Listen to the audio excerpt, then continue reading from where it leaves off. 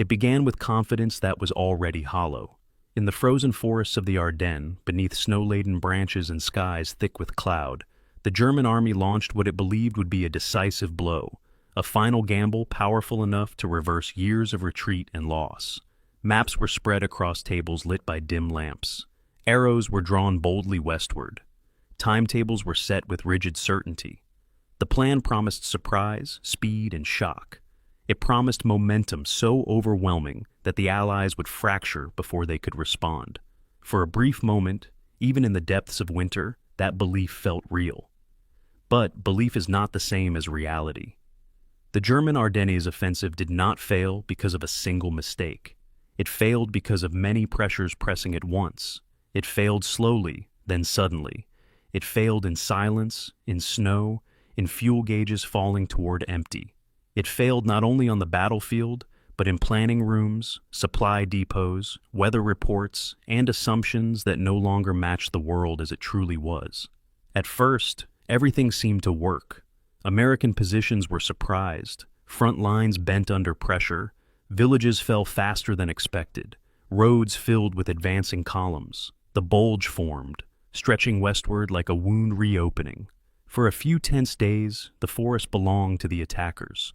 Low clouds grounded Allied aircraft. Snow and fog masked movement. German infantry moved through trees with discipline and urgency. Tanks emerged from mist where no one expected them. The Allied front wavered, unsure where the next blow would fall. But beneath that early momentum, cracks were already spreading. The plan demanded speed in terrain that punished it. The Ardennes was narrow, wooded, and unforgiving. Its roads twisted through valleys that funneled armor into bottlenecks. Its hills slowed vehicles never meant for steep, icy climbs. Traffic jams formed almost immediately, vehicles stacked bumper to bumper on frozen roads where a single breakdown could stall an entire division. Time slipped away with every delay. And fuel, always fuel, became the silent enemy. German tanks advanced carrying just enough gasoline to reach objectives that existed more on paper than on the ground. Captured Allied fuel depots were expected to solve shortages, but many were destroyed, empty, or unreachable. Engines burned fuel faster in winter conditions. Detours consumed precious reserves. Vehicles were abandoned not because they were damaged, but because they were empty. Entire formations slowed, then stopped. Momentum began to bleed out into the snow. Meanwhile, the Allies adapted with startling speed.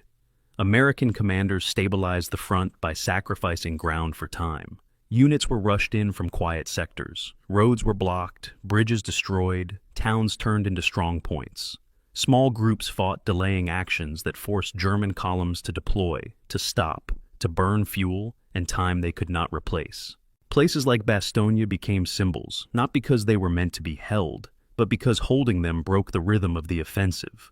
Encircled, frozen, and outnumbered units refused to collapse.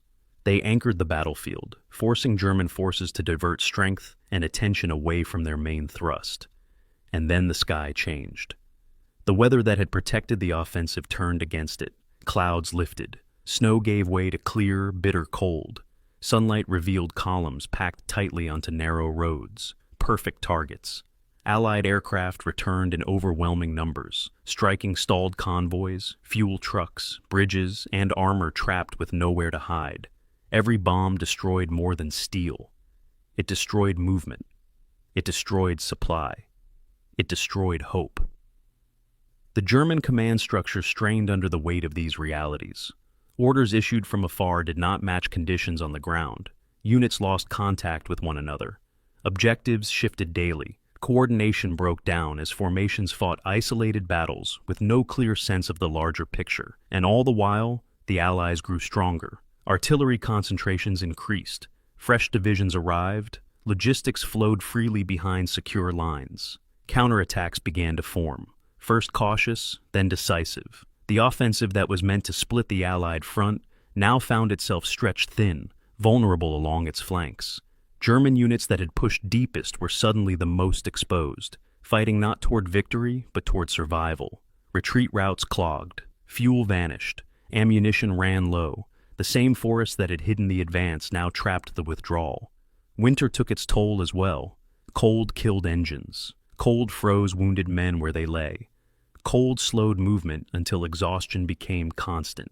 The Ardennes did not care which uniform a soldier wore. By the time the offensive collapsed, it did not collapse with drama. It faded. It stalled. It reversed direction, mile by mile. What remained was devastation. Forests shredded by artillery, villages reduced to rubble, roads littered with abandoned vehicles. The bulge slowly flattened as Allied forces pushed back to their original lines and beyond. Germany had spent its last strategic reserve in a gamble it could not sustain. The failure of the German Ardennes Offensive was not the failure of courage. It was the failure of resources, of timing, of geography, of logistics, of leadership disconnected from reality. It marked the moment when hope gave way to inevitability. Tonight, we return to that failure, not to mock it, not to simplify it, but to understand it, to see how momentum can be created and how easily it can be lost. To examine how war is decided not just by bravery, but by supply, weather, coordination, and truth. To understand why this final gamble did not change the course of the war, and why it could never have done so. Before we go deeper, I want to ask you something quiet and personal. Where in the world are you listening from right now, and what hour has settled around you? Is it late where you are, with the world finally slowing down, or is the day still holding on? And if these long, reflective journeys through history help your thoughts slow, your breathing soften, or your mind drift toward rest, consider subscribing. The air inside the Wolf's Lair bunker smelled of damp concrete and stale cigarette smoke. On November 10, 1944, deep within the forests of East Prussia, Adolf Hitler's trembling hands spread a massive military map across the conference table.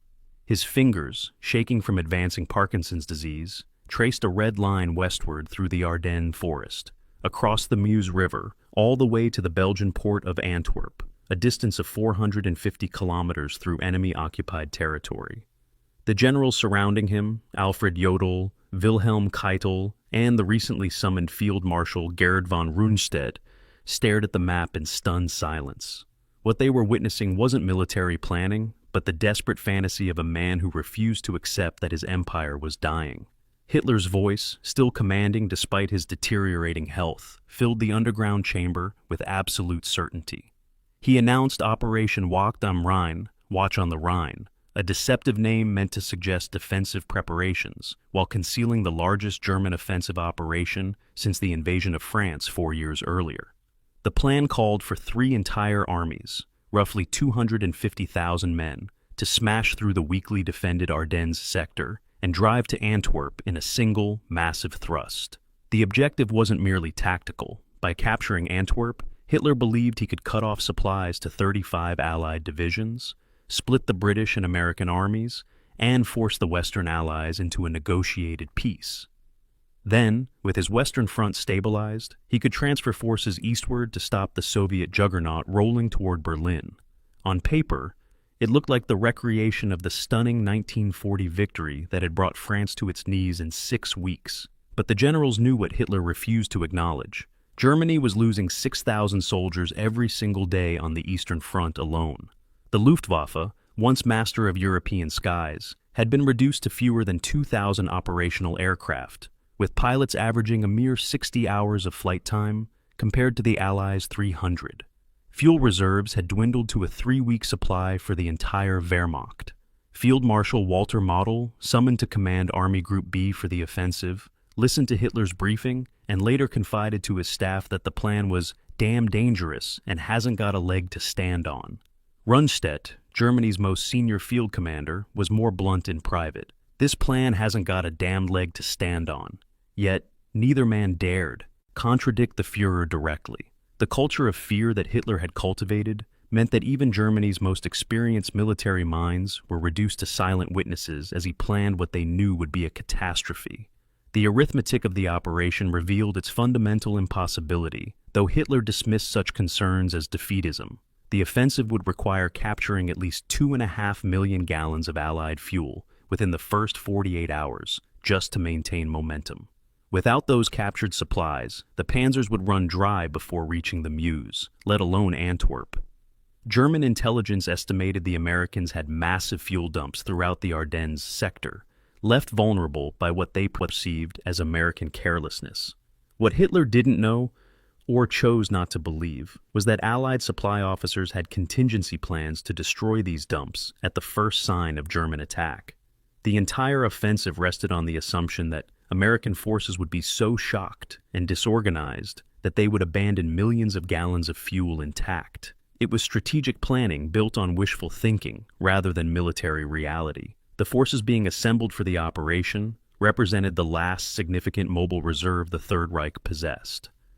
The 6th Panzer Army, under the fanatical Josef Sepp Dietrich, would strike on the northern shoulder with the mission of reaching the Meuse in 2 days.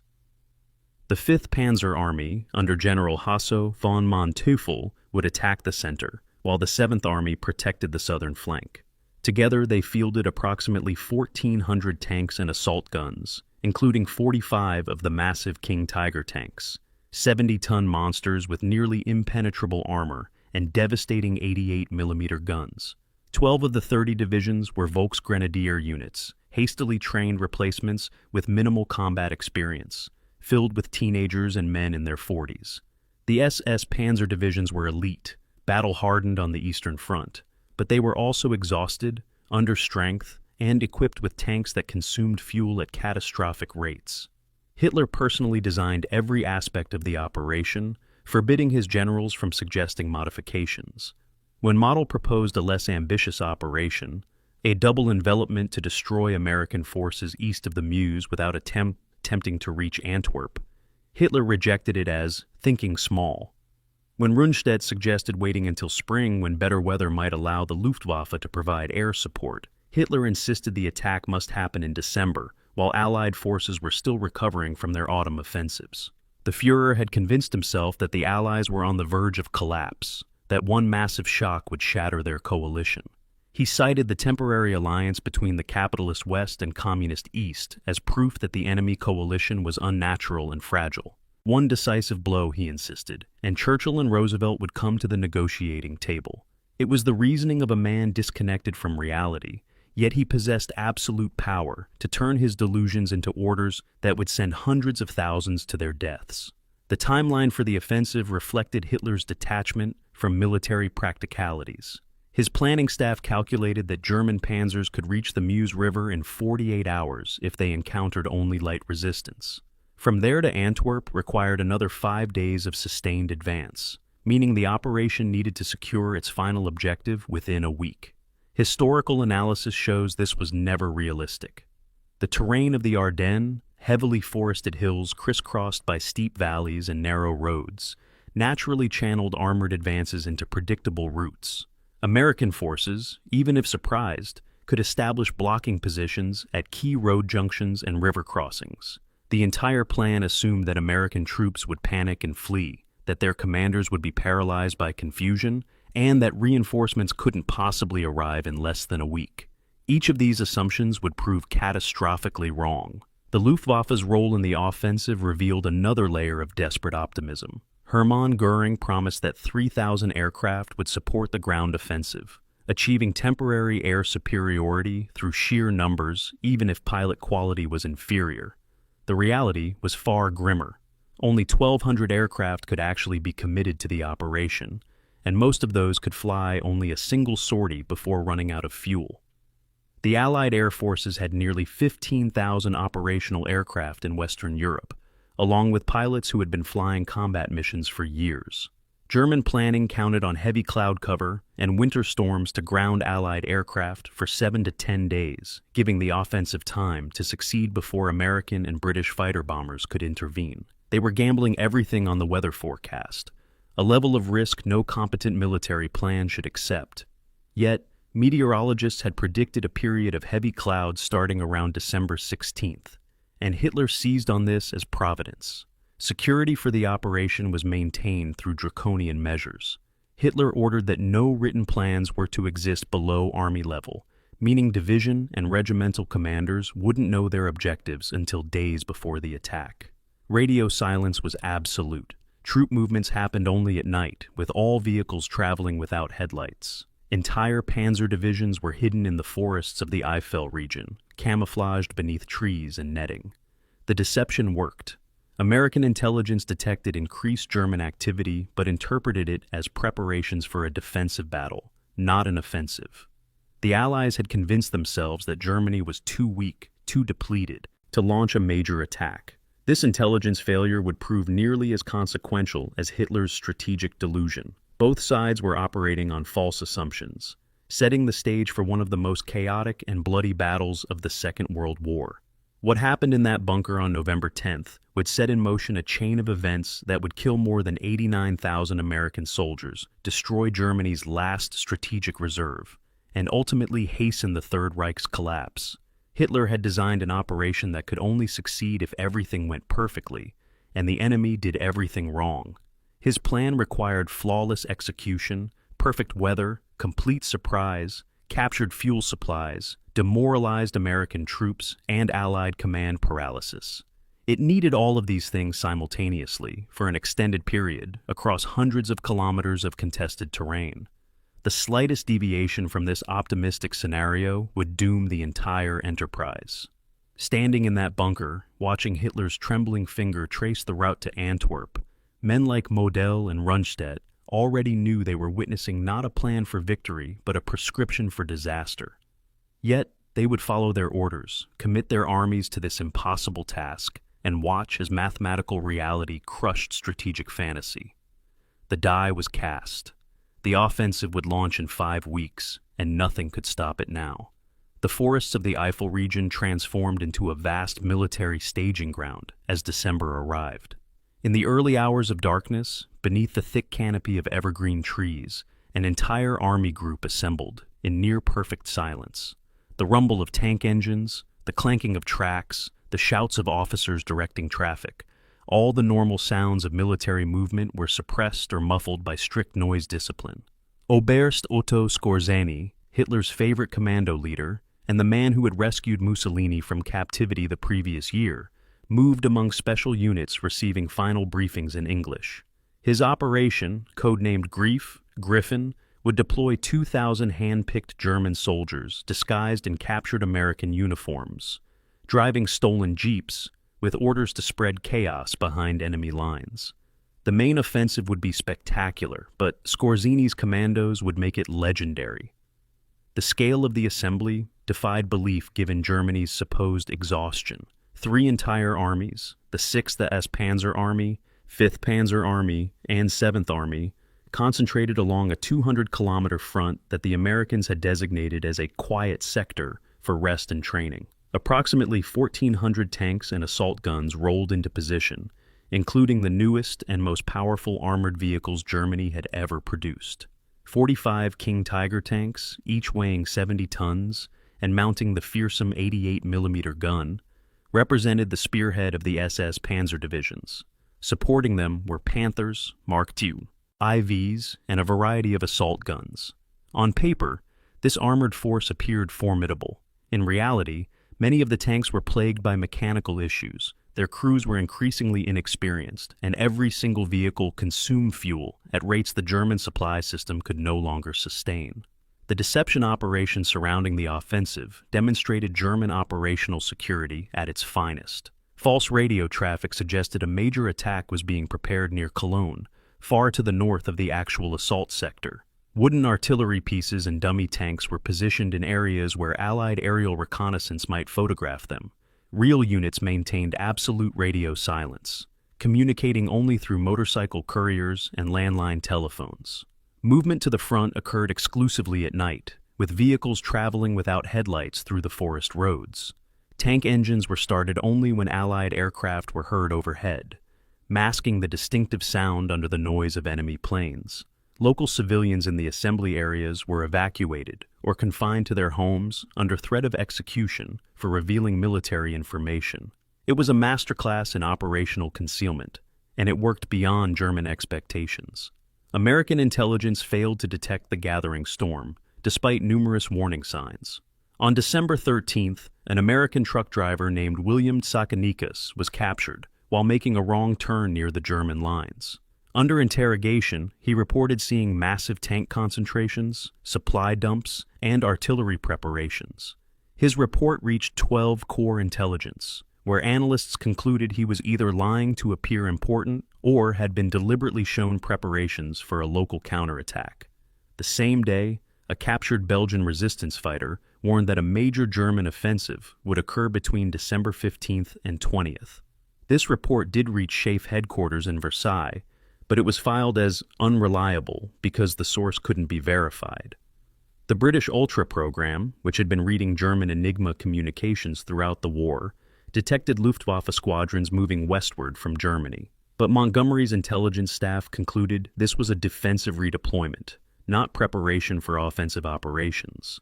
The German order of battle told a story of desperate commitment. The 6th SS Panzer Army, commanded by Sepp Dietrich, was the strongest formation with 9 divisions, including 4 SS Panzer divisions, filled with Nazi ideologues and Eastern Front veterans. These men had fought in some of the war's bloodiest battles and brought with them an attitude of ruthless determination mixed with casual disregard for the laws of war.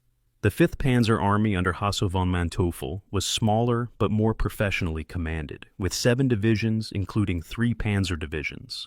Manteuffel was a brilliant tactical commander, perhaps the best Germany still fielded, and he had convinced Hitler to modify the artillery preparation in his sector. The 7th Army's mission was purely defensive, hold the southern shoulder and prevent American counterattacks from disrupting the main thrust northward. The quality of German infantry had deteriorated dramatically from the force that had conquered France in 1940. 12 of the 30 divisions committed to the offensive were Volksgrenadier units, People's Infantry, created from the remnants of destroyed divisions, walking wounded returned to service, sailors without ships, and Air Force personnel made redundant by fuel shortages. Many soldiers were 16 or 17 years old, with as little as 6 weeks of training. Others were men in their 40s, dragged from reserved occupations because the Wehrmacht's manpower crisis had become terminal. These units were equipped with the new assault rifles and Panzerfaust anti-tank weapons, giving them considerable short-range firepower, but they lacked the cohesion, experience, and combat leadership that had characterized earlier German formations. They would fight, and many would die bravely, but they were not the soldiers who had steamrolled across Europe 4 years earlier. Skorzeny's commando operation added a layer of psychological warfare to the offensive. His Einheit Stielau, Special Unit Stielau, named after a dead SS officer, had been recruiting since October. The requirements were extraordinary.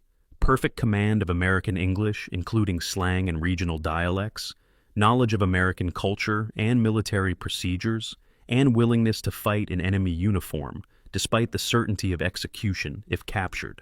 The unit struggled to find enough qualified personnel. Many English speakers turned out to know only a few phrases. Skorzeny eventually assembled about 2,000 men, supplemented by 10 captured American Sherman tanks and 30 jeeps. Their missions ranged from seizing bridges over the Meuse River to spreading false orders and cutting communications lines. The most ambitious rumor, carefully spread through the unit, suggested they would drive to Paris and assassinate Eisenhower himself. It was a lie designed to be captured during interrogation and create maximum paranoia. The final element of German preparation was the Luftwaffe's contribution, codenamed Operation Bodenplatte, baseplate. The plan called for a massive coordinated strike against Allied airfields on January 1st, destroying hundreds of aircraft on the ground and achieving temporary air superiority. For this single mission, Göring had hoarded nearly 2,000 aircraft, pulling fighters from air defense duties over the Reich itself. The pilots ranged from highly experienced aces to recent graduates with barely enough training to take off and land. Fuel for one mission, possibly 2 if they were lucky, had been carefully stockpiled. After that, the Luftwaffe would effectively cease to exist as an offensive force. It was another all-or-nothing gamble, burning the future to fund one last roll of the dice. Intelligence estimates of Allied strength suggested the offensive faced favorable odds. German reconnaissance reported only 4 American divisions in the Ardennes sector, spread across 88 miles of front, roughly 3 times the doctrinal width for effective defense. The divisions identified were either inexperienced units sent to quiet sectors for training or exhausted formations pulled from heavy combat for rest and refitting. The 99th Infantry Division had been in Europe for less than a month. The 106th Infantry Division had just arrived from the United States, its troops fresh from training camps. The 4th and 28th Infantry Divisions were recovering from the brutal Hürtgen Forest battles. German planners calculated they could achieve local superiority of 3 or 4 to 1 at breakthrough points, overwhelming American defenses before reinforcements could arrive. What they didn't know was that behind these thin front lines, Eisenhower had positioned powerful armored reserves capable of rapid deployment. By mid-December, everything was in position. The Shadow Army crouched in the forests, waiting for the signal to attack. Meteorologists confirmed their predictions. Heavy cloud cover would arrive on December 16th and persist for approximately a week. Artillery had been meticulously positioned, with crews calculating firing solutions for every American strongpoint identified through reconnaissance. Infantry assault troops had been issued extra rations and ammunition, enough for 3 days of intense combat. Tank commanders received their fuel allocations, barely enough to reach the Meuse if they encountered light resistance and didn't get lost. The plan's fundamental weakness, its dependence on capturing enemy fuel, was known to everyone from Hitler down to Panzer Battalion commanders. But the operation was happening regardless. In the final hours before H hour, scheduled for 5:30 on the morning of December 16th, thousands of German soldiers tried to sleep in frozen forests, contemplating the attack that would begin with the largest artillery barrage the Western Front had seen since the Great War. Many wrote final letters home, sensing they were about to participate in something momentous, though whether it would be a glorious victory or a catastrophic defeat, no one could say with certainty. Snow fell gently on the small Belgian town of Clairvaux as evening approached on December 15th, 1944. In the town's medieval castle, officers of the 110th Infantry Regiment enjoyed a rare luxury, a regimental officers' club with a functioning bar and gramophone playing big band music. The regiment was part of the 28th Infantry Division, a Pennsylvania National Guard unit that had been savagely mauled in the Hürtgen Forest battles throughout November. They had been pulled back to this quiet sector of Luxembourg and eastern Belgium to rest, absorb replacements, and prepare for future operations. Tomorrow was supposed to be another routine day of light patrolling and defensive improvements. The soldiers settling into their foxholes that night had no idea they were positioned directly in the path of 3 German divisions preparing to attack at dawn. The Ardennes sector had earned its designation as a ghost front through months of relative inactivity. Eisenhower's strategic plan concentrated Allied strength for major offensives to the north and south. Bradley's 12th Army Group was preparing to push toward the Rhine, while Devers's 6th Army Group conducted operations in Alsace. The Ardennes, with its rugged terrain of steep hills, dense forests, and winding river valleys, was considered unsuitable for major combat operations. Montgomery himself had declared it bad tank country, where armor couldn't be employed effectively. This assessment led to a calculated risk: stretch thin forces across the Ardennes to free up divisions for the main effort elsewhere. Major General Troy Middleton's Équipe Corps received responsibility for 88 miles of front, a distance that military doctrine said should be held by at least 3 full corps. The 4 divisions defending this extended front presented a study in contrasts.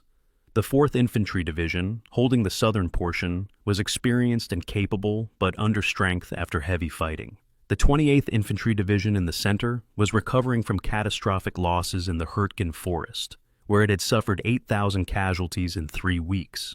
The 106th Infantry Division, just arrived from the United States, held critical positions around the Schnee-Eifel Ridge, despite having never experienced combat. The 99th Infantry Division, barely a month in Europe, occupied positions to the north. Together, these divisions fielded approximately 83,000 men to defend a front where 250,000 Germans were about to attack. The mathematics alone suggested disaster. Life in the Ghost Front bore little resemblance to the brutal combat occurring elsewhere. American soldiers enjoyed hot meals brought forward from rear area kitchens, regular mail delivery, and even occasional passes to towns like Bastogne for showers and entertainment. The daily routine involved improving defensive positions, conducting small patrols to maintain contact with German forces, and enduring the miserable weather of a Belgian winter. Artillery fire was so infrequent that expenditure was limited to 5 rounds per gun per day, and those were often registration rounds rather than combat fire. Soldiers wrote letters home describing their sector as boring and quiet as a cemetery. Some units organized Christmas parties, expecting to celebrate the holiday in relative peace. This complacency wasn't negligence, but the natural result of orders emphasizing that the sector was for rest and recuperation. Intelligence officers were less sanguine, but struggled to make their concerns heard. Lieutenant Colonel Andrew Reeves, serving in the 28th Division's intelligence section, had been compiling reports of increased German activity for weeks. Prisoners captured in local skirmishes mentioned seeing tanks moving westward. Belgian civilians reported hearing vehicle convoys at night. Patrols detected new minefields being laid and wire obstacles being improved. Aerial reconnaissance, limited by poor weather, occasionally glimpsed what appeared to be supply buildups. Each report in isolation seemed minor, but collectively they suggested something significant was developing. Reeves briefed his findings to division headquarters, which forwarded them to Corps, which sent them to 1st Army headquarters. At each level, the information was evaluated and largely dismissed. The prevailing intelligence assessment held that Germany was finished as an offensive threat.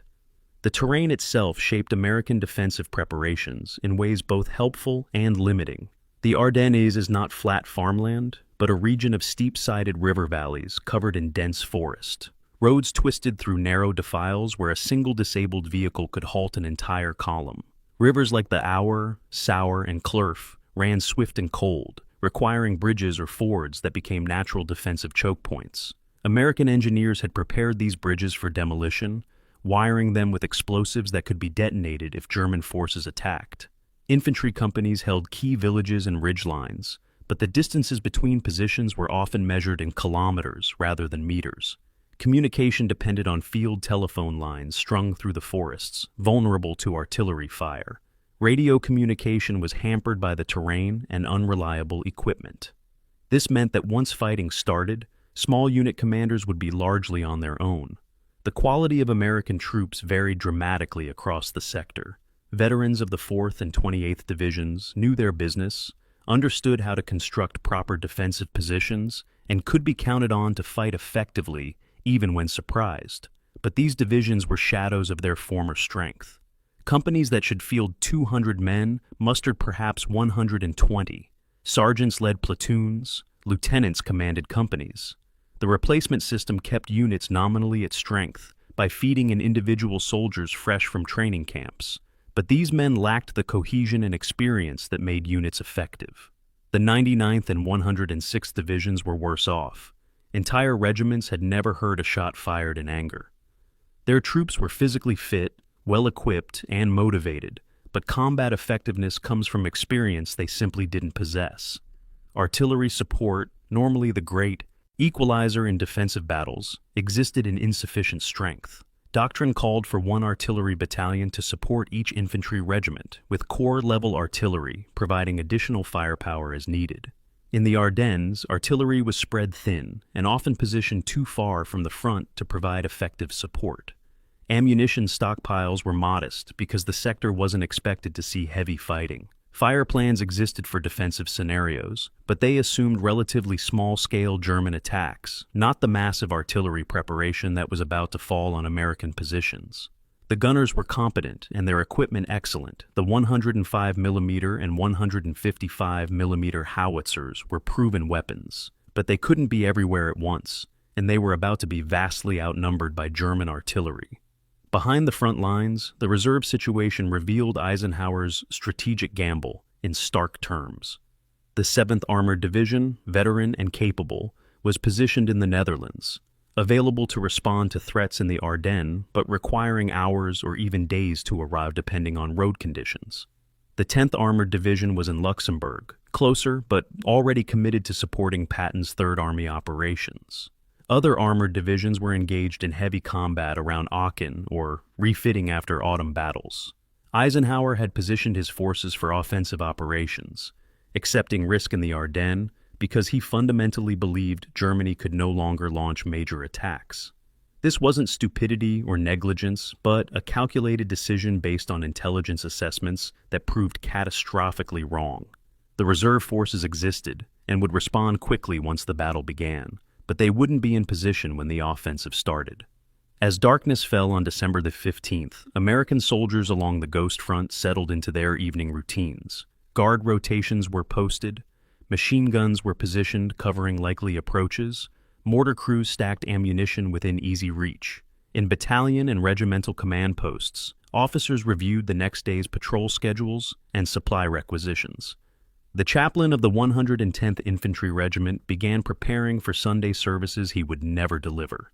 In the village of Bastogne, 28 miles behind the front, support troops enjoyed what they believed was a secure rear area, completely unaware that within a week, their town would become the most famous siege of the Western Front. The night was cold and quiet, broken only by the occasional crack of a tree branch breaking under accumulated snow. Across the valley, hidden in the German forests, artillery crews made final preparations for a barrage that would shatter this peace and transform the Ghost Front into what soldiers would call the Bulge. The calm before the storm was ending. In less than 8 hours, the largest battle American forces would fight in World War II would begin with earth-shaking violence. The first shells began falling at exactly 5:30 in the morning on December 16, 1944. Private First Class Richard McKee of the 99th Infantry Division, huddled in his foxhole near Losheimer Graben, remembered the sound decades later. The ground shook, the trees shook, everything shook. 1,600 German artillery pieces and Nebelwerfer rocket launchers opened fire simultaneously across 88 miles of front, hurling 65,000 rounds at American positions in the first 90 minutes. The barrage could be heard 30 miles away. Trees exploded into splinters. Foxholes collapsed, burying their occupants. Communications lines, strung through the forest on telephone poles, were severed in hundreds of places within minutes. The Ghost Front died in fire and thunder, and what emerged from that maelstrom was chaos. The artillery preparation followed patterns refined on the Eastern Front, where Soviet defenses had taught Wehrmacht gunners how to maximize psychological as well as physical destruction. High-explosive shells targeted command posts, communication nodes, and road junctions. White phosphorus rounds set forests ablaze, creating walls of flame that isolated American units. Nebelwerfer batteries, their rockets screaming through the air with a distinctive wailing sound that earned them the nickname Screaming Mimes, concentrated on forward infantry positions. But the most unnerving aspect was the artificial moonlight. German troops had positioned searchlights behind their lines, aimed at low-hanging clouds. The reflected light created an eerie illumination across the battlefield, bright enough for the advancing infantry to see their way through the pre-dawn darkness. It was a technique borrowed from the Eastern Front, and it worked with terrifying effectiveness. The infantry assault began before the artillery fire lifted. Volksgrenadier divisions advanced in dense formations, accepting heavy casualties to close with American positions quickly. They came forward singing Nazi marching songs, their voices carrying through the smoke and explosions. In some sectors, they achieved complete surprise, overrunning American outposts before defenders could react. At other points, veterans of the 4th and 28th Divisions held their fire until German troops were within 50 yards, then opened up with every weapon they had. Machine guns scythed through the advancing ranks. Mortar rounds plunged into the packed formations. But for every German who fell, 2 more appeared from the smoke. The weight of numbers was overwhelming, and the Volksgrenadiers had been told this was Germany's last chance. Fight now or face annihilation when the Allies crossed the Rhine. By mid-morning, the battle had fragmented into hundreds of small, desperate fights. At Lanzarote, a reconnaissance platoon of 18 men from the 99th Division held off an entire German battalion for nearly a day, killing or wounding hundreds before being overrun. At Losheim Gap, the boundary between the 99th and 14th Cavalry Group, German assault troops punched through a weak point in American defenses and poured westward. The 106th Division, positioned on the Schnee-Eifel Ridge, found itself under attack from 3 sides as German forces penetrated to its north and south, beginning an encirclement that would doom 2 entire regiments. Communications breakdown meant that higher headquarters received only fragmentary reports. Heavy attack, many casualties, falling back. The full scope of the disaster was still invisible to American commanders. Kampfgruppe Peiper, the spearhead of the 6th SS Panzer Army, demonstrated what elite troops could accomplish when everything went right. SS Obersturmbannführer Joachim Peiper commanded approximately 100 tanks, Panthers, Mark IVs, and the massive King Tigers, supported by 2,000 infantry in half-tracks. His orders were brutally simple: reach the Meuse River in 48 hours, regardless of losses or obstacles. At 6 in the morning, his lead elements smashed through positions held by the 394th Infantry Regiment near Lanzerath. American troops, already reeling from the artillery barrage, watched in horror as the first King Tigers appeared from the morning mist. These 70-ton monsters were nearly invulnerable to the standard American anti-tank weapons.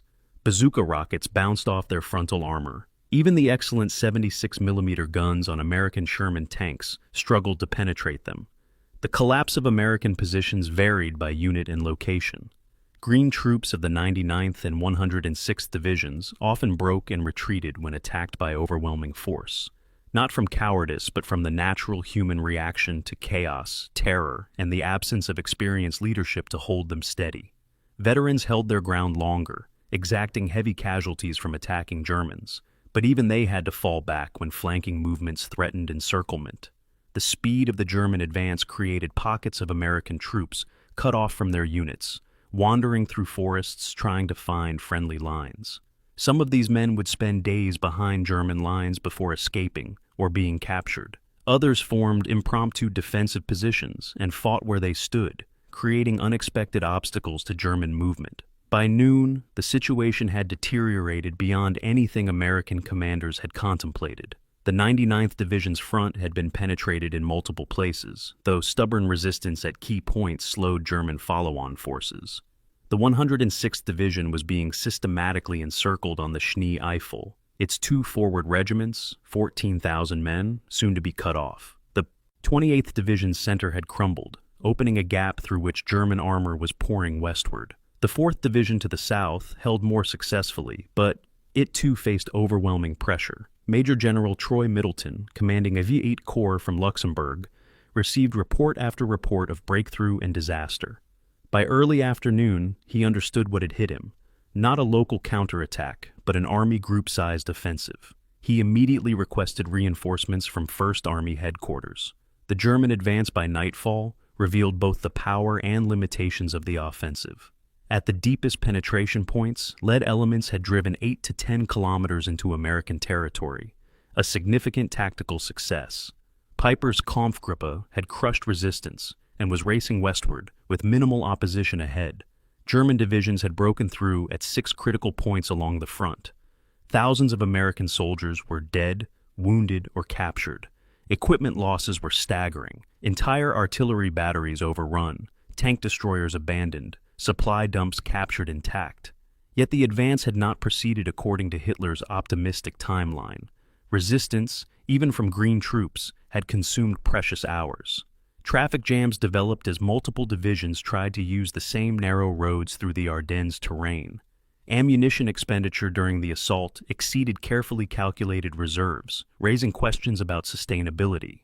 The American response demonstrated the resilience of a military system built on flexibility rather than rigid planning. Within hours of the initial assault, Eisenhower's headquarters began redirecting forces toward the Ardennes. The 7th Armored Division received orders to move from Holland to St. Vith, a 100-mile road march through winter conditions. The 10th Armored Division prepared to deploy from Luxembourg. The 82nd and 101st Airborne Divisions, refitting in France after Operation Market Garden, were alerted for immediate deployment. Strategic reserves that would take days to arrive were already moving, but their speed of response reflected an organizational capacity that Germany had lost. The Wehrmacht could plan and execute a brilliant attack opening, but it lacked the logistical depth to sustain operations while simultaneously responding to counterattacks. America could absorb devastating tactical defeats and respond with overwhelming force. The question was whether that force would arrive in time. As darkness fell on December the 16th, both sides assessed the day's results through very different lenses. German commanders saw tactical success, breakthrough achieved, American forces reeling, roads to the Meuse opening before them. They had inflicted perhaps 15,000 American casualties and seized dozens of square kilometers. But they had also consumed a full day of their tight timeline, burned through ammunition and fuel at rates exceeding calculations, and encountered resistance that suggested American forces wouldn't simply collapse as hoped. American commanders saw tactical disaster, divisions broken, thousands of men missing, Germans advancing on multiple axes toward critical objectives. But they also saw a military machine responding with coordination and speed, reserves moving, defensive positions being prepared at depth. The battle's first day belonged to Germany. Whether they could sustain that success for the week required to reach Antwerp was a different question entirely. As exhausted soldiers on both sides collapsed into frozen sleep, the Battle of the Bulge was only beginning. At 4 p.m. on December 16th, SS Obersturmbannführer Joachim Peiper's lead Panther tank crested a hill outside the Belgian town of Bullingen and spotted an American fuel dump so large it seemed impossible. 50,000 gallons of fuel sat in jerry cans and barrels, guarded by only a handful of rear echelon troops who surrendered immediately. Peiper's fuel gauges showed his tanks running critically low after just 1 day of combat operations. His entire mission, reaching the Meuse River in 48 hours, depended on capturing Allied fuel. He had found exactly what German planning predicted would be available, but there was a fatal problem. The fuel was high-octane aviation gasoline, and his Tiger and Panther tanks burned diesel. The Americans used gasoline engines in their Shermans, but German armor ran on diesel fuel. Peiper faced an agonizing choice: wait hours trying to transfer usable fuel, or destroy this massive dump, and continue westward gambling he would find diesel. He ordered the dump burned and pushed forward, watching 2 years of German fuel production equivalent go up in flames. The entire Ardennes offensive was a fuel equation that never balanced. German planners calculated that reaching Antwerp required each tank to travel approximately 450 kilometers through enemy territory. A Panther consumed roughly 0.6 gallons per kilometer under combat conditions, meaning each tank needed a minimum of 270 gallons just to reach the objective, and that assumed perfect conditions. No combat, no getting lost, no settling while waiting for road clearance. With 1,400 tanks committed to the offensive, the fuel requirement exceeded 375,000 gallons just for the armor, not counting half-tracks, trucks, or return journey. Germany's entire operational reserve was approximately 300,000 gallons. The mathematics were impossible from the start. The plan required capturing 2.5 million gallons of Allied fuel within the first 48 hours. Anything less meant the offensive would stall from fuel starvation. Major Paul Solis, an American quartermaster officer stationed in Stavelot, received frantic orders on December 17th as German forces approached. His position: his depot held 2.5 million gallons of fuel, enough to supply an entire army for a week, and exactly the quantity German planning needed to capture. Engineers had wired the dump for demolition weeks earlier as a precautionary measure. Now Solis faced the decision to destroy supplies worth millions of dollars based on reports that might be exaggerated.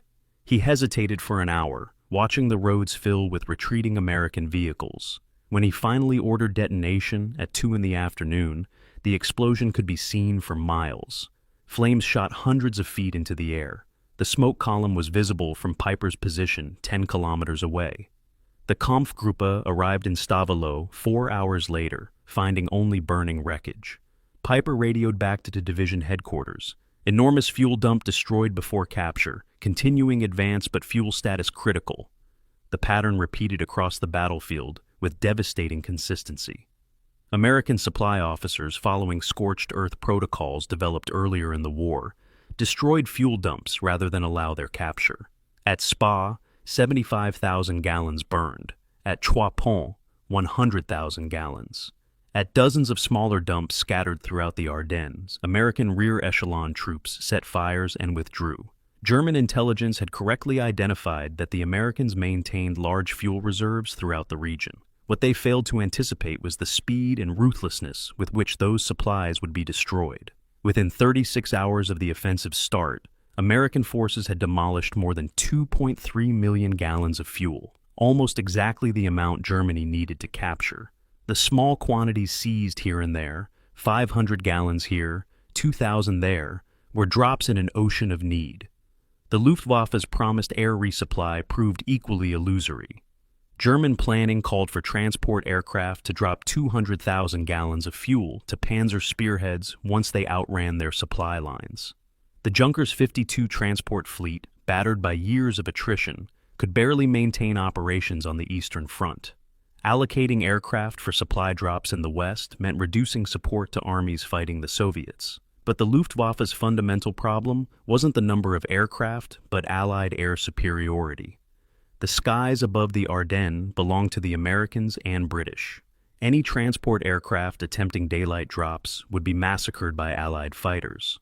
Night drops were attempted on December 18th and 19th, but winter weather, inexperienced pilots, and desperate fuel shortages meant most aircraft never found their drop zones.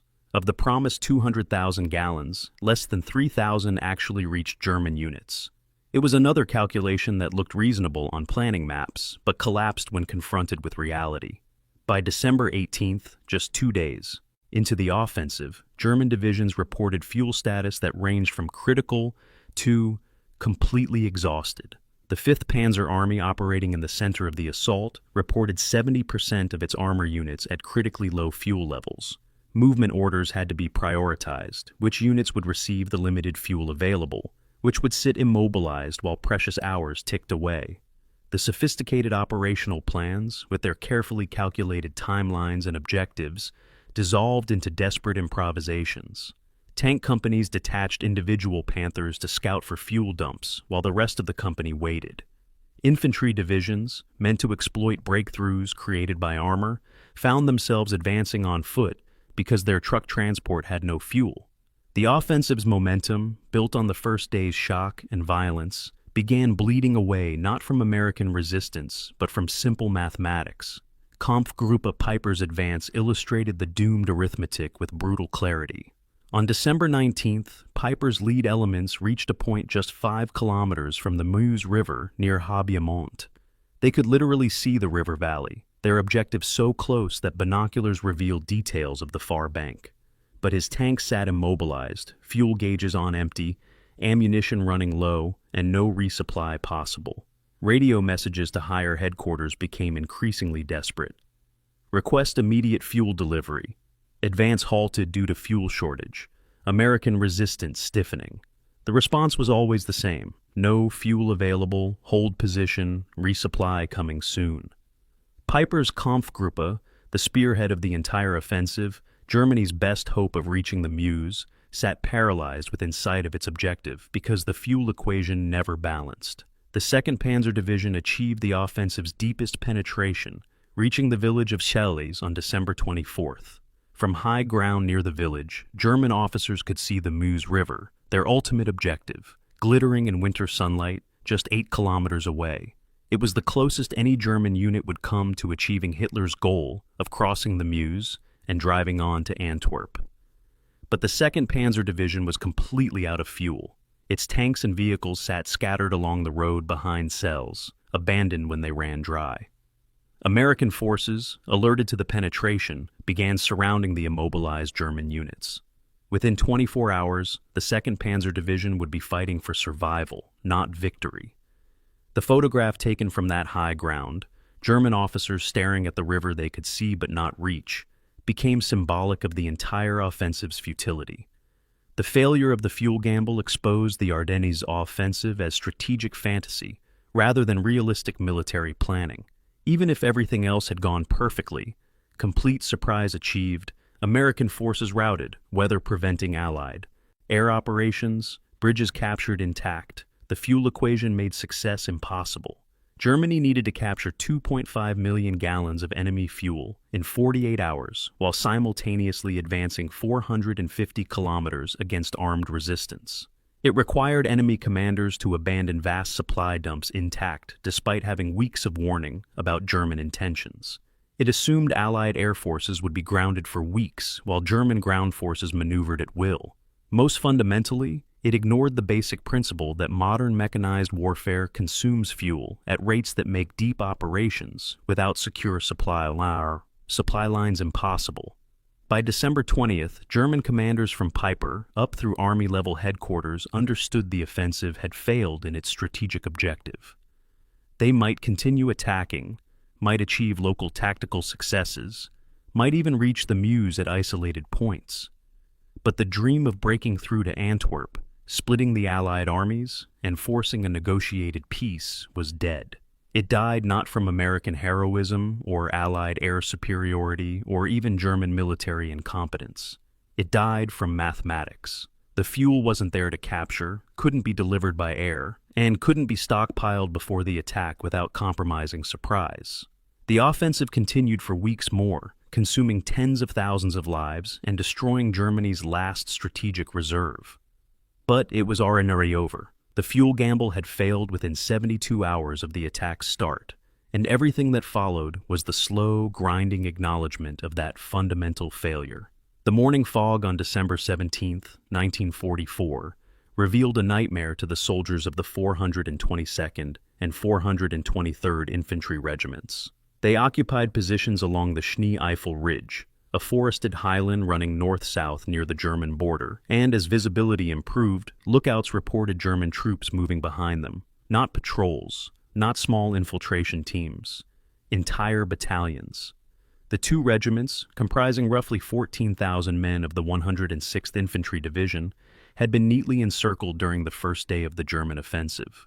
To their north, the 18th Volksgrenadier Division had broken through. To their south, the 62nd Volksgrenadier Division had done the same. The pincers had closed, and now these American soldiers, most of whom had been in Europe less than a week, found themselves trapped in a Packerer with 3 days of rations, limited ammunition, and orders from higher headquarters that would seal their fate. Major General Alan Jones commanded the 106th Division from his headquarters in St. Vith, 8 miles west of the encircled regiments. His son, a lieutenant, served with one of the surrounded units. Jones faced the most agonizing decision a commander can confront: order a breakout attempt that might save. His men but would abandon critical terrain, or hold position and hope relief arrived before supplies ran out. At 10 in the morning on December 17th, he received orders from his 8 Corps headquarters. Defend present positions. Do not, repeat, do not attempt breakout. The logic was strategic. The surrounded regiments occupied terrain that blocked road networks the Germans needed for their advance westward. As long as American forces held the Schnee-Eifel, German divisions would be tied down, reducing the pocket instead of exploiting their breakthrough. Jones was being ordered to sacrifice 2 regiments to buy time for reserves to arrive. He transmitted the order to his trapped men and then sat at his desk with his head in his hands. The men on the Schnee-Eifel didn't immediately grasp their situation's hopelessness. They had foxholes, some artillery support, and the natural defensive advantages of elevated terrain. German probing attacks on December 17th were repulsed with heavy enemy casualties. American artillery, firing from positions that were themselves nearly surrounded, broke up German assault formations before they could close. For one day it seemed possible that the pocket might hold until relief arrived. The soldiers saw C-47 transport aircraft overhead and assumed supplies would be dropped. They heard radio reports that armored reinforcements were racing to St. Vith. What they didn't know was that the 7th Armored Division, supposed to relieve them, was stuck in massive traffic jams 50 miles away, fighting just to reach St. Vith itself. The pocket wouldn't be relieved in one day, or 2, or ever. Lieutenant Eric Wood represented a different kind of American response to encirclement. An artillery observer with the 589th Field Artillery Battalion, Wood found himself cut off from his unit on December 17th with about 50 men, a mixture of artillerymen, infantrymen, and support troops. Rather than surrender, Wood led his group into the dense forests and began waging guerrilla warfare against German rear areas. They ambushed supply convoys, cut communications lines, and sniped at German troops moving through supposedly secure territory. Wood, a former college athlete and natural leader, kept his men together through force of personality and tactical brilliance. German units began reporting mysterious attacks by American partisans operating behind their lines. The 18th Volksgrenadier Division diverted an entire battalion to hunt Wood's group. Over 12 days, these 50 Americans killed or wounded more than 200 Germans before being hunted down. Wood himself died fighting, becoming a legend to both sides. By December 19th, the arithmetic of the pocket had become terminal. Artillery ammunition was nearly exhausted, food was running out, medical supplies were gone, and wounded men suffered without treatment. Water was available from melted snow, but frozen canteens were poor compensation for the cold that penetrated every foxhole. German artillery pounded American positions methodically, knowing the trapped force couldn't respond effectively. Luftwaffe aircraft, rare in the skies over the Ardennes, flew unopposed over the pocket, strafing American positions. The promised supply drops never materialized. C-47s couldn't penetrate German anti-aircraft fire, and Allied air commanders refused to risk aircraft for what they increasingly viewed as a lost cause. The men on the Schnee-Eifel were being written off. Colonel George Deschenaux commanded the 422nd Infantry Regiment, with the burden of knowing his men were doomed. On the morning of December 19th, he assembled his battalion commanders and showed them the ammunition reports. Most companies had fewer than 50 rounds per rifle, machine gun ammunition was exhausted, mortar rounds were gone, and the artillery had fired its last shells the previous evening. German forces had tightened the encirclement to the point where American positions were under direct observation and fire from three sides. A breakout attempt would mean running a gauntlet of machine guns and artillery with no covering fire, no armor support, and men already weakened by 3 days without proper food. Deschenaux made the decision that would haunt him for the rest of his life. He would surrender his regiment to prevent its annihilation. At 2 in the afternoon, white flags appeared along the American lines.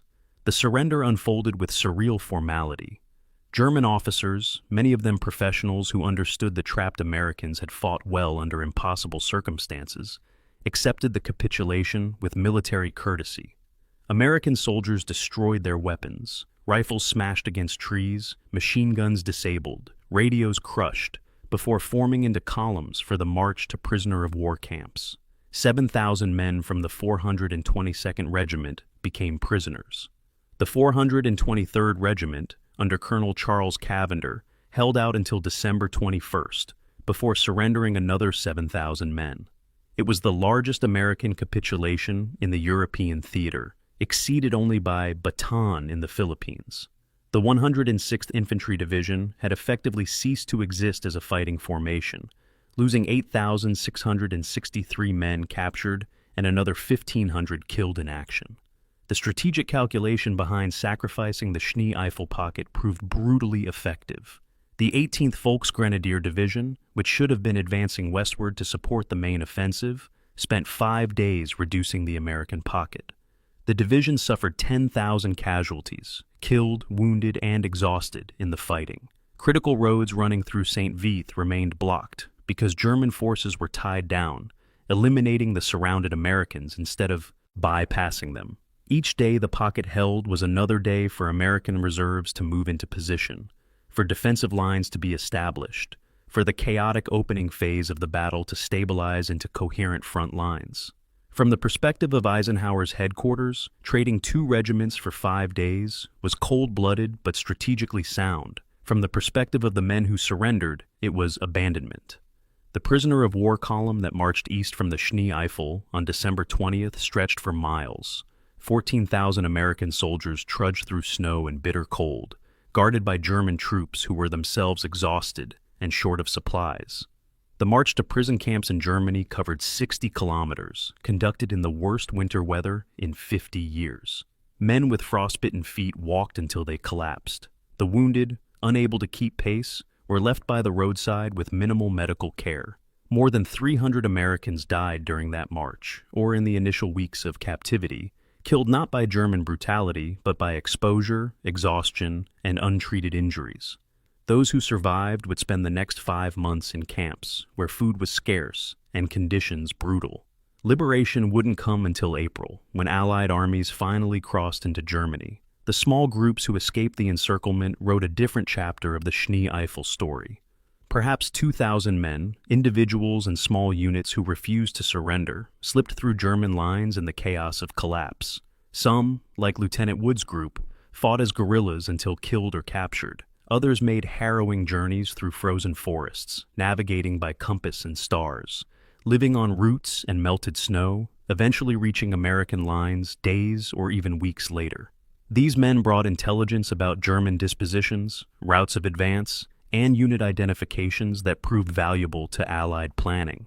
They also brought stories of comrades left behind, of officers who chose to stay with their men rather than escape, of soldiers who fought until their ammunition was gone and then destroyed their weapons rather than hand them over intact. The destruction of the 106th Division posed a question that would echo through American military analysis for decades. Was the sacrifice necessary, or could those 14,000 men have been saved?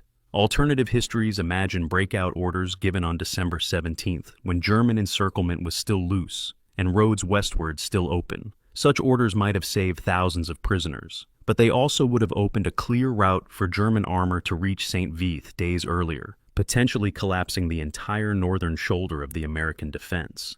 The commanders who ordered the Schnee-Eifel troops to stand and fight made a ruthless calculation that trading position troops for time was strategically essential. The men in the foxholes paid the price for that calculation, and their sacrifice, willing or not, bought the hours and days that allowed American defenses to coalesce. It was the mathematics of war at its most brutal. Some must be sacrificed so others can be saved. The soldiers of the 106th Division became those numbers, and their surrendered weapons and empty foxholes marked the high water mark of German success in the northern sector of the Bulge.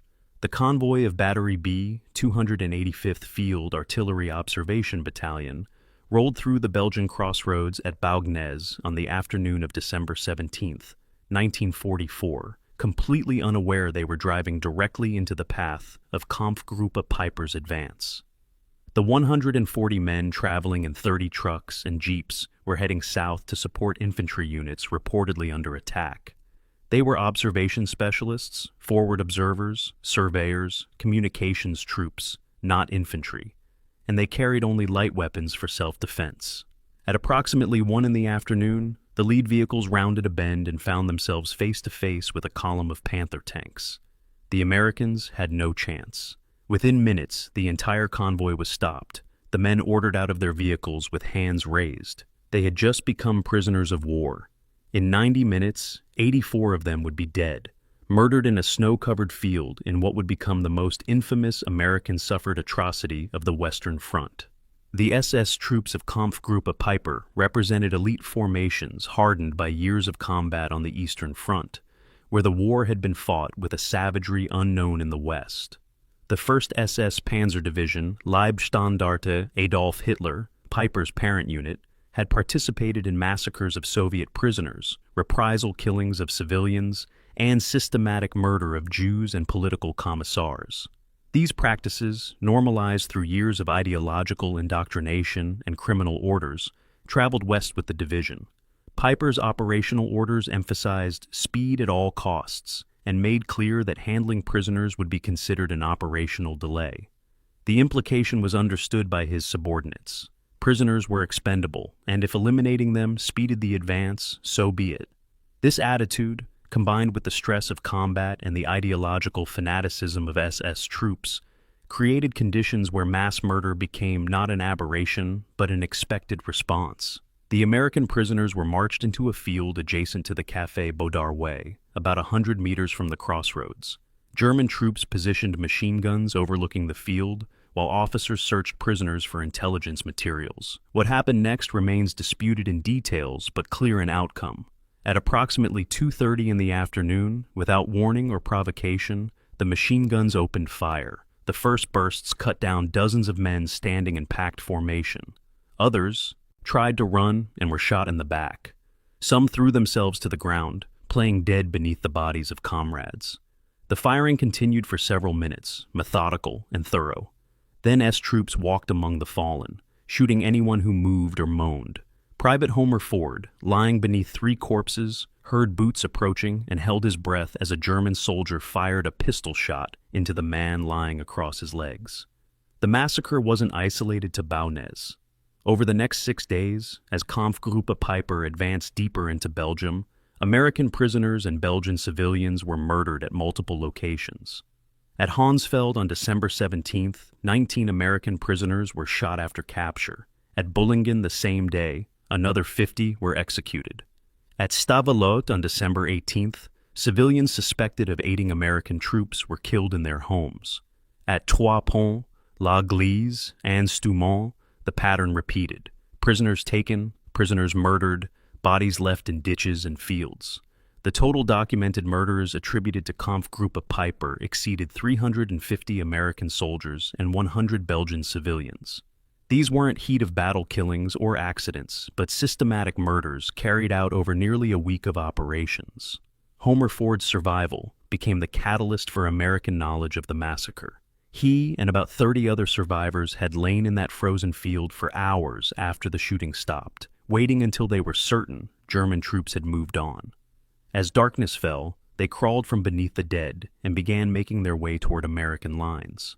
Ford reached the town of Malmedy, 2 miles from the massacre site, at approximately 8 in the evening. His uniform was soaked with the blood of dead comrades. He could barely speak from shock and cold, but his story, and those of other survivors who straggled in throughout the night, reached American command by midnight. Within 24 hours, photographs of the massacre site had been taken.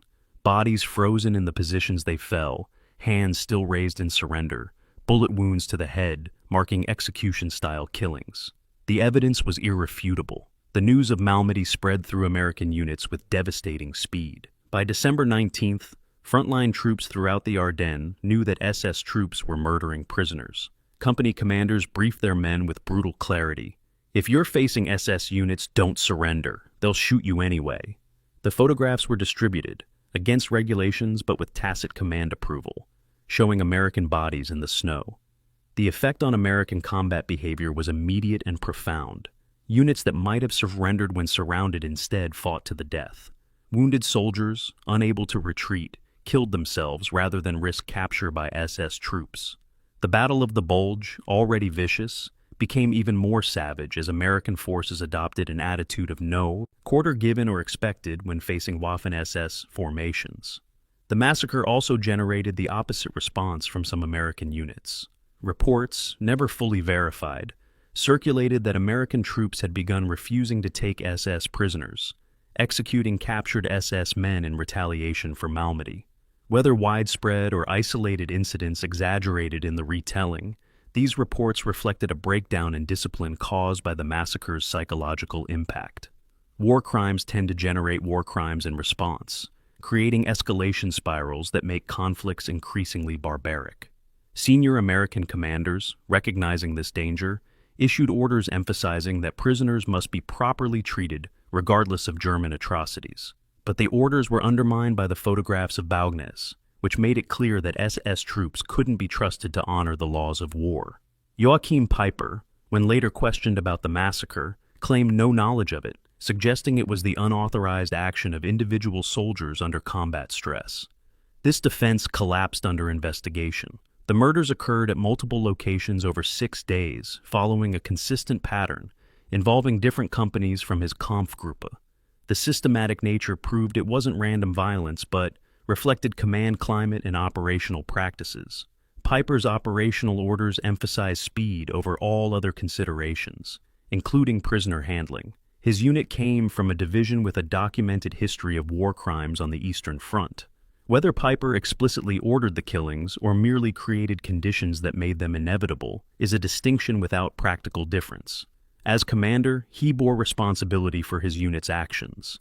The strategic impact of the Malmedy massacre arguably hurt Germany more than it helped. The operational justification, eliminating prisoners to maintain speed, was revealed as meaningless when Peiper's advance stalled for lack of fuel, not from being slowed by prisoners.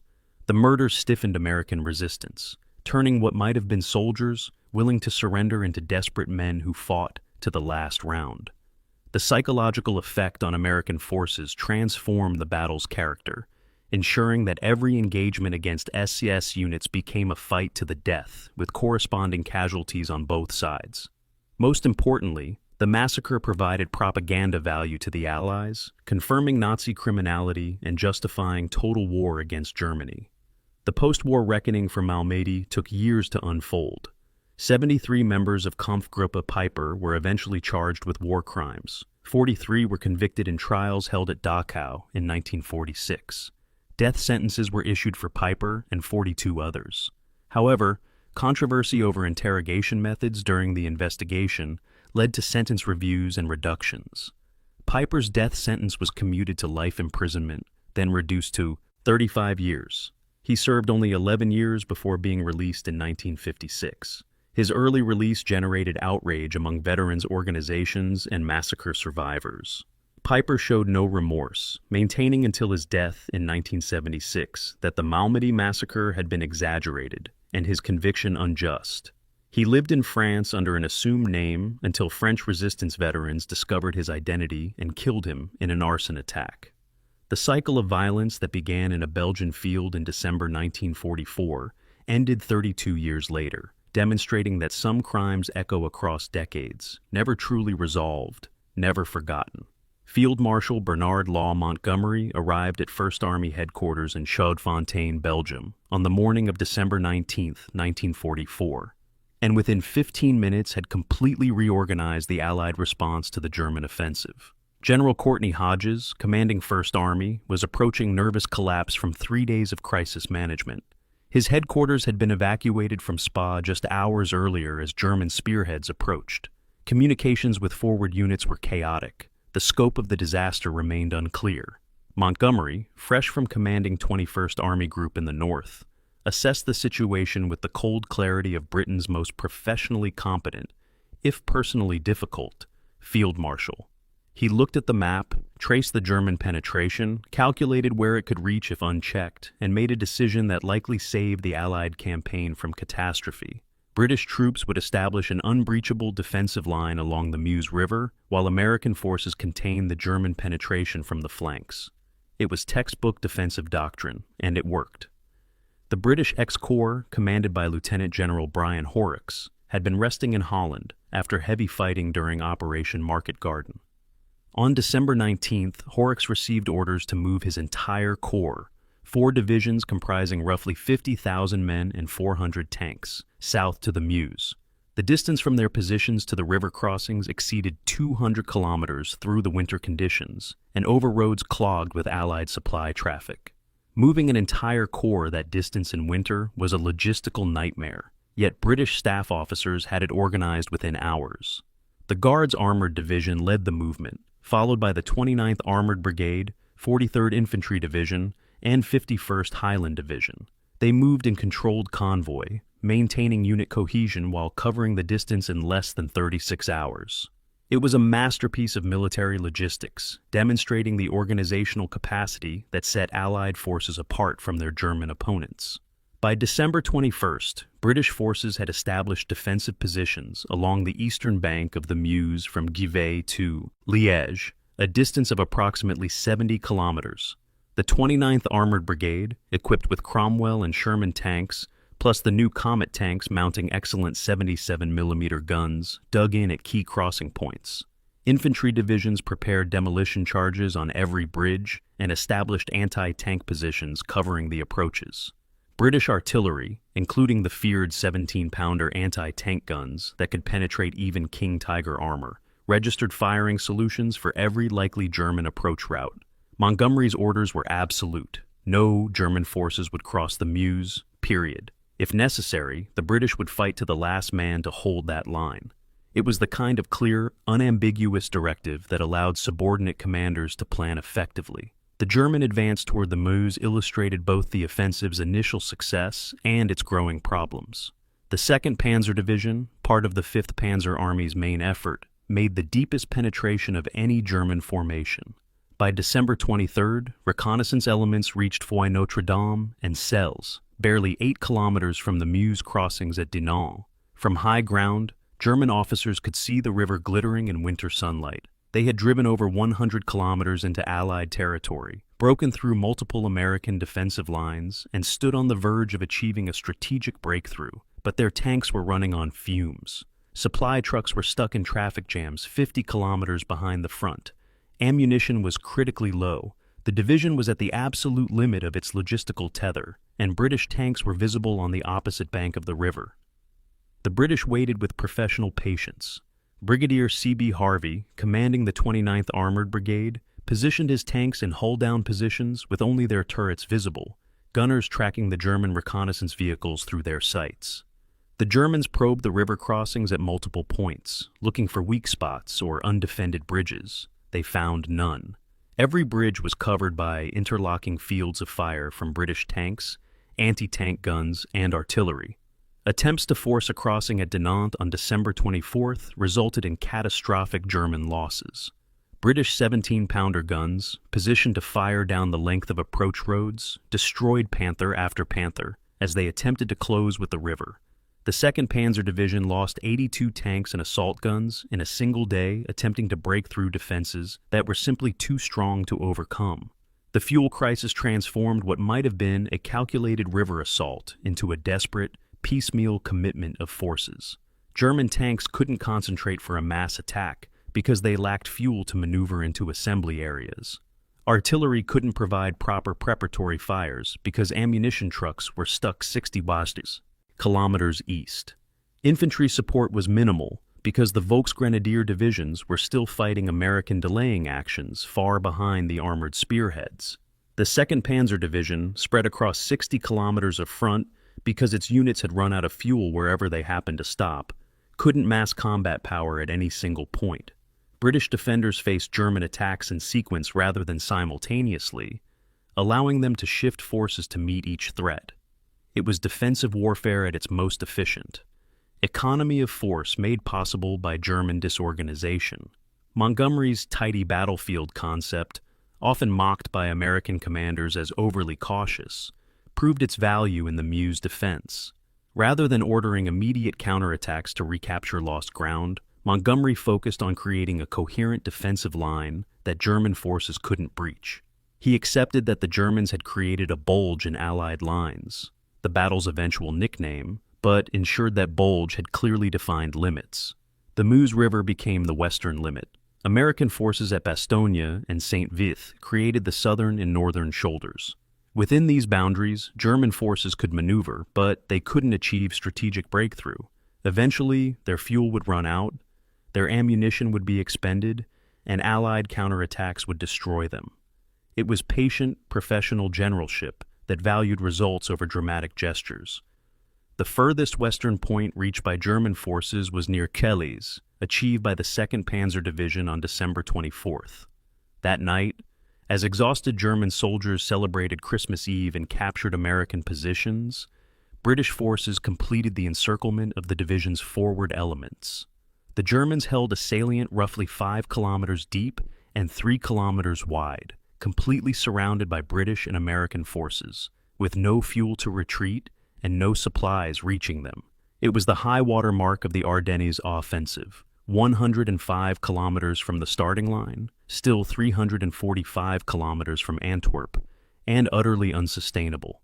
The division would be destroyed in detail over the following week, its tanks abandoned for lack of fuel, its infantry surrendering in groups as ammunition ran out. The defense of the Meuse demonstrated that Allied forces could respond to crisis with speed and effectiveness that Germany could no longer match. Within 72 hours of the offensive's start, British forces had moved an entire corps 200 kilometers and established impregnable defenses at the critical operational objective. American forces, despite the chaos of the initial attack, were feeding reinforcements into the battle fast enough to prevent German exploitation of their breakthrough.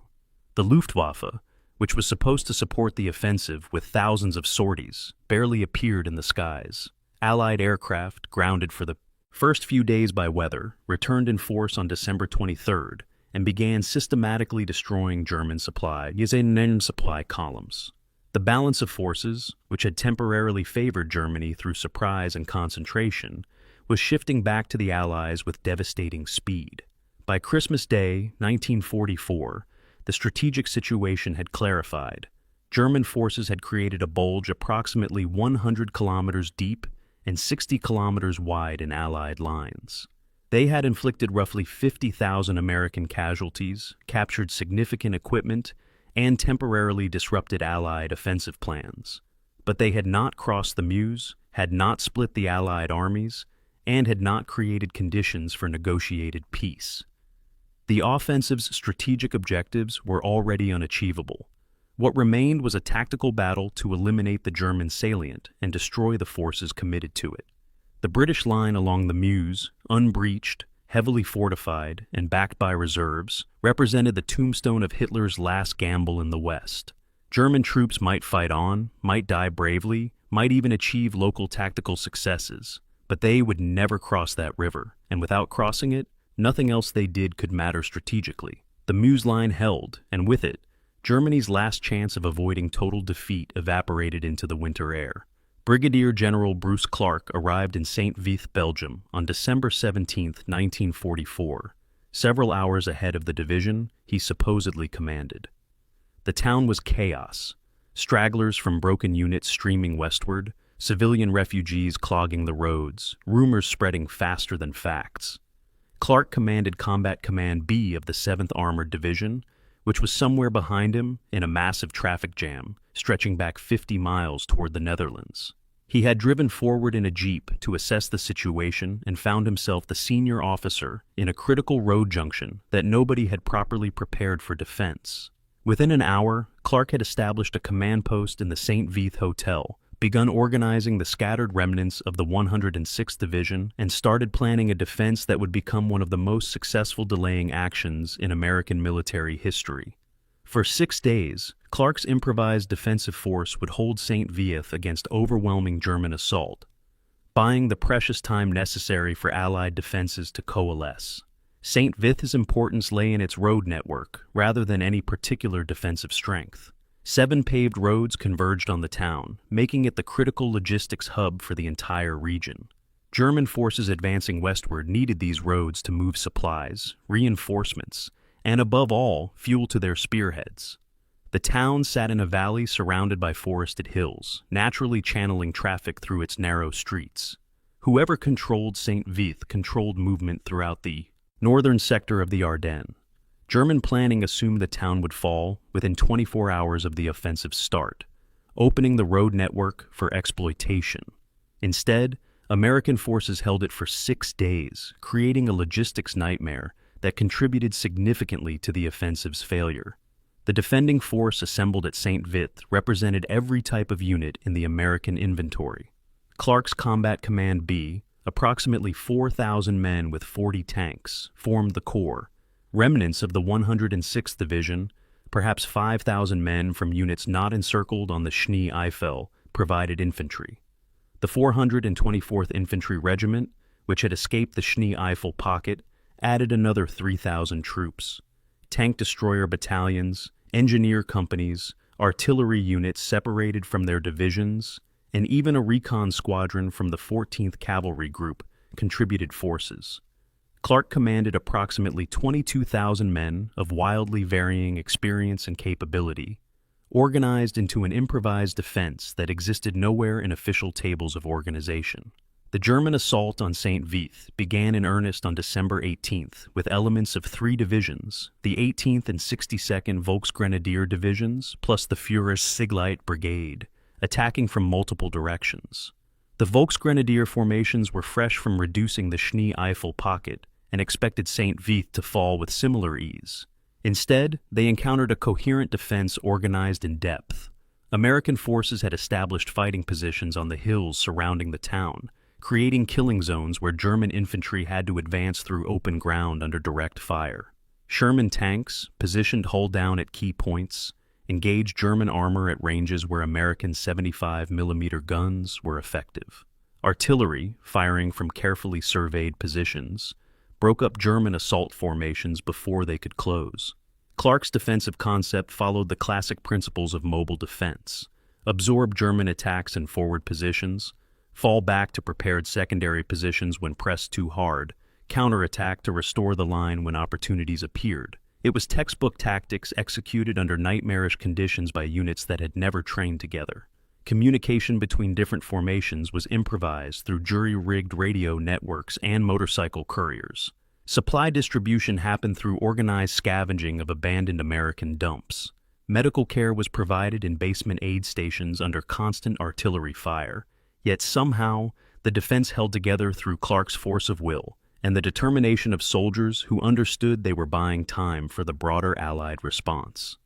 The fighting for St. Vith was characterized by short-range vicious engagements where American defenders used terrain advantages to offset German numerical superiority. In the Prümmerberg sector, a single company of the 81st Engineer Battalion held a critical road junction for 36 hours against repeated German assaults, inflicting casualties of 10-1 before being overrun.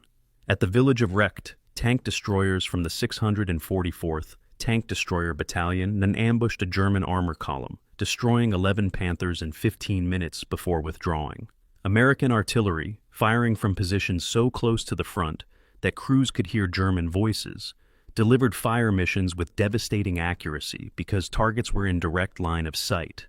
By December 21st, German forces had committed 2 full panzer divisions and supporting infantry to reducing St. Vith. The 9th S Panzer Division and 2nd S Panzer Division, both elite formations that should have been exploiting westward toward the Meuse. Instead, they were stuck hammering against an improvised American defense that refused to collapse. German casualties mounted steadily. 500 killed on the 18th, 700 on the 19th, nearly 1,000 on the 20th.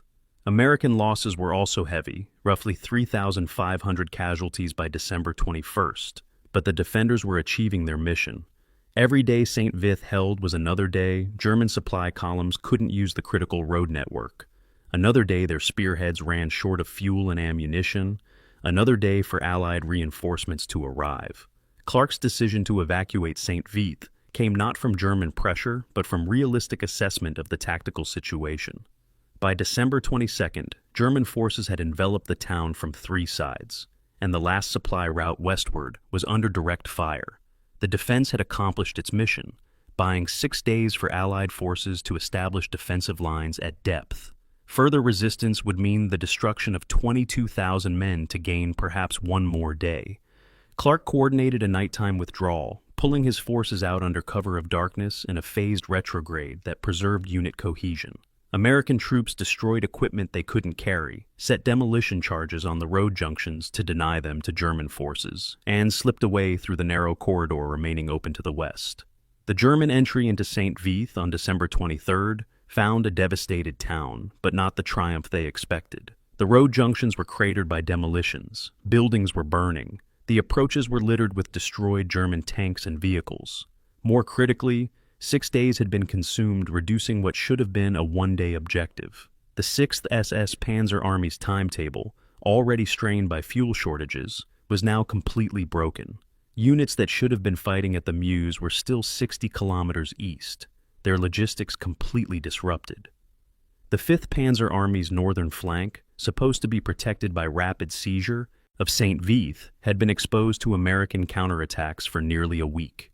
The delay cost Germany irreplaceable time at precisely the moment when time was the most precious commodity. The St. Vith defense validated the American military's flexibility and adaptability in ways that formal military academies struggle to teach. Clark had commanded a coherent defense with units he'd never seen before, using improvised communications against a numerically superior enemy under impossible conditions. His success came not from following doctrine, which assumed forces would be properly organized and supplied, but from understanding the principle behind the doctrine. Delay is achieved by making the enemy pay in blood and time for every meter of advance. American soldiers, regardless of unit designation, proved capable of fighting effectively when competently led. The German army, for all its tactical proficiency, couldn't overcome the simple mathematics that reducing St. Vith required more time and resources than its offensive timetable allowed. The evacuation of St. Vith marked the end of the battle's opening phase, and the beginning of sustained defensive operations that would eventually strangle the German offensive. American forces had traded space for time, accepted tactical defeats to enable strategic success, and demonstrated that even green troops could fight effectively when necessity demanded it. The men who retreated from St. Vith on December 22nd had held against overwhelming odds for 6 days, inflicting 10,000 German casualties and destroying 150 armored vehicles in the process.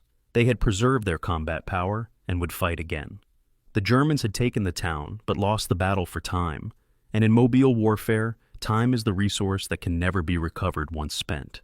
St. Vith had cost them the war.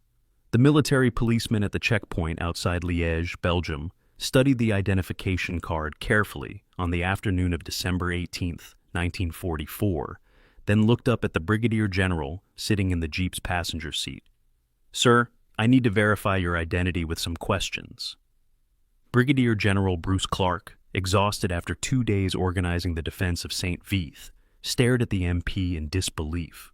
"Soldier, I have orders to get back to my division. This is ridiculous."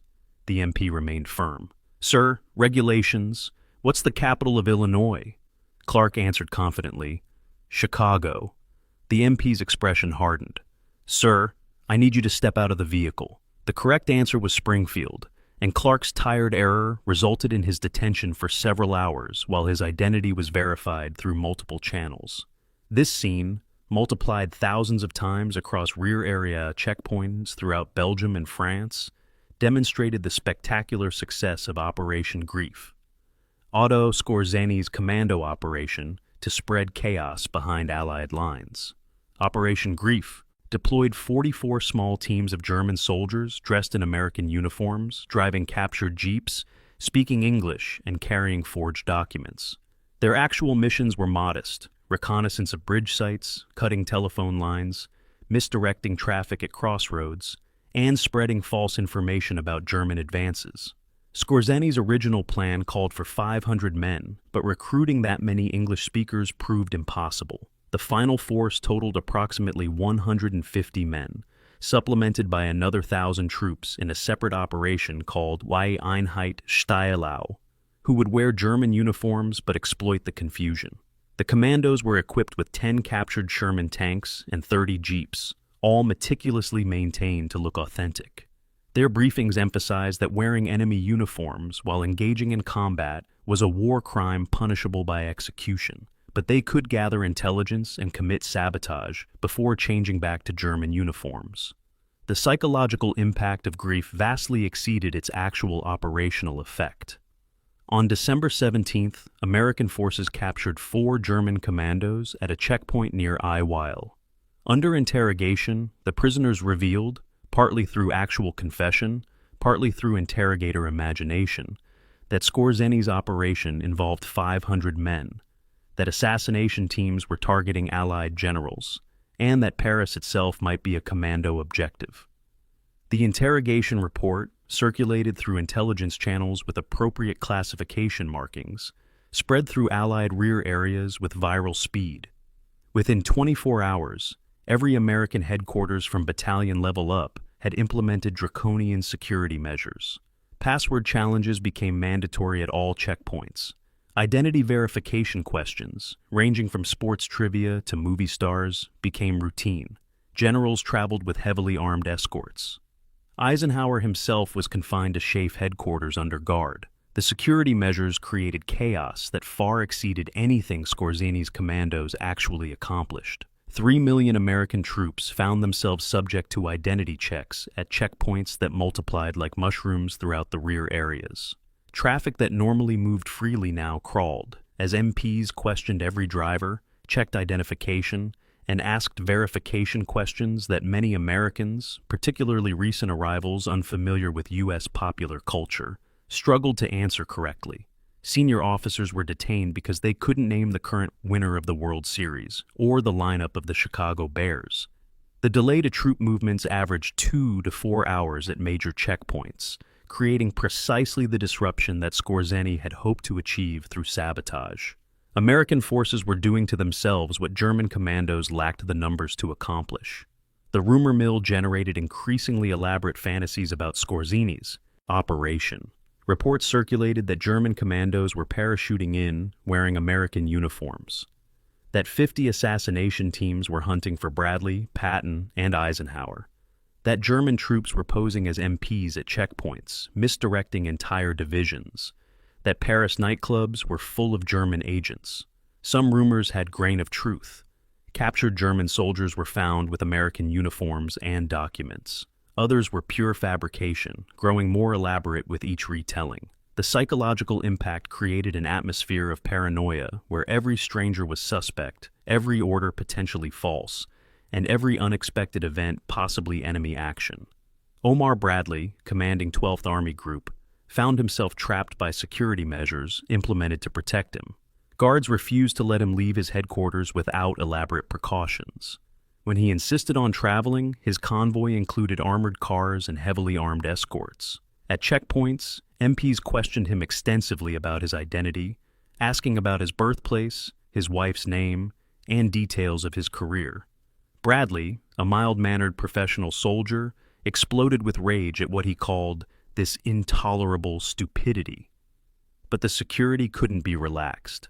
Intelligence reports, increasingly divorced from reality, suggested that German commandos were specifically targeting American commanders, and Bradley's safety couldn't be risked on his personal frustration. The actual accomplishments of Skorzeni's commandos were modest compared to the panic they generated. Teams succeeded in cutting telephone lines at several locations, though American engineers repaired them within hours. Traffic was misdirected at a few crossroads, creating temporary confusion but no lasting impact. False reports were spread about German advances, but these were quickly contradicted by actual reconnaissance. Several bridges were reconnoitered for potential seizure, but none were actually captured. The most successful sabotage was probably psychological, the creation of an atmosphere where American forces trusted nothing and questioned everything. This mental disruption had genuine operational impact, even though physical sabotage accomplished little. The price of wearing enemy uniforms became clear as commandos were captured. Military law was unambiguous. Fighting in enemy uniform was a war crime, and captured soldiers could be executed immediately without trial. American forces, already enraged by the Malmedy massacre, showed little mercy to captured commandos.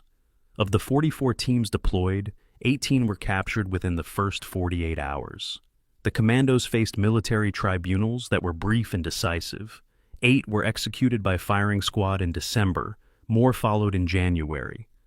The executions were photographed and documented meticulously to demonstrate Allied adherence to military law. Skorzeny himself, captured after the war, faced trial for the operation, but was acquitted on the yeet. Technicality that his orders specified changing back into German uniforms before combat, though evidence suggested not all his troops followed these restrictions. By Christmas, the grief panic had largely subsided as the reality became clear. No massive commando army existed, no assassination teams were hunting generals, and Paris was not under threat. The elaborate security measures were gradually relaxed, though not eliminated entirely. Checkpoint procedures were streamlined to reduce delays while maintaining basic security. Senior officers resumed more normal movement schedules, though with more security than before the offensive. The paranoia faded, but left a residue of suspicion that affected Allied operations throughout the remainder of the war. Trust, once broken, is difficult to restore completely. The strategic assessment of Operation Grief yields contradictory conclusions. As a sabotage operation, it largely failed. Too few men, too quickly captured, accomplishing too little physical damage. As a psychological operation, it succeeded brilliantly, creating paranoia, disrupting communications, delaying troop movements, and consuming Allied attention and resources far beyond the operation's actual capability. Skorzeny had deployed 150 men and created chaos affecting 3 million Allied troops. The question is whether that chaos meaningfully affected the battle's outcome. The delays imposed by security measures may have slowed Allied reinforcement by hours or even a day.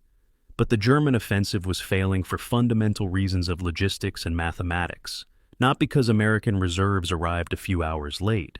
Grief was spectacular theater that ultimately changed nothing strategic, though it created memorable moments of absurdity in a brutal war.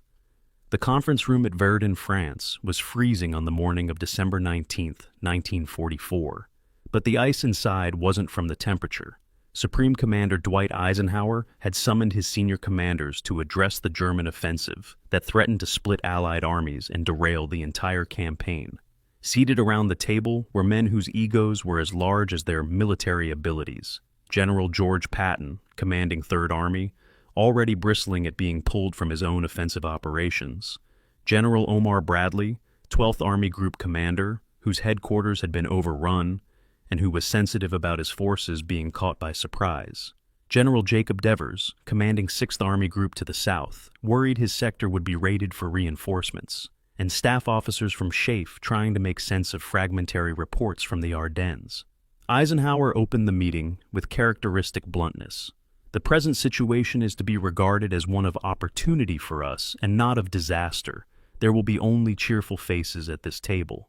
Patton grinned. Bradley scowled. The battle for strategic direction was beginning. The military situation on December 19th presented a crisis that would test Allied command unity. German forces had penetrated approximately 60 kilometers into American lines across an 80-kilometer front. 2 American regiments, 14,000 men, were encircled and would soon surrender. St. Vith was under siege. Bastogne was threatened. The 6th SS Panzer Army was pushing toward the Meuse. American casualties exceeded 20,000 in just 3 days. More critically, the psychological impact was severe. This was supposed to be a quiet sector, and the Americans had been caught completely by surprise. Churchill was demanding explanations. The press was beginning to learn of the attack. Stalin, always suspicious of Western Allied intentions, might interpret the crisis as evidence that the British and Americans couldn't sustain pressure on Germany. The strategic implications extended far beyond the immediate tactical situation. Eisenhower's fundamental decision was whether to immediately counterattack or first consolidate defensive lines. Patton advocated aggressive action.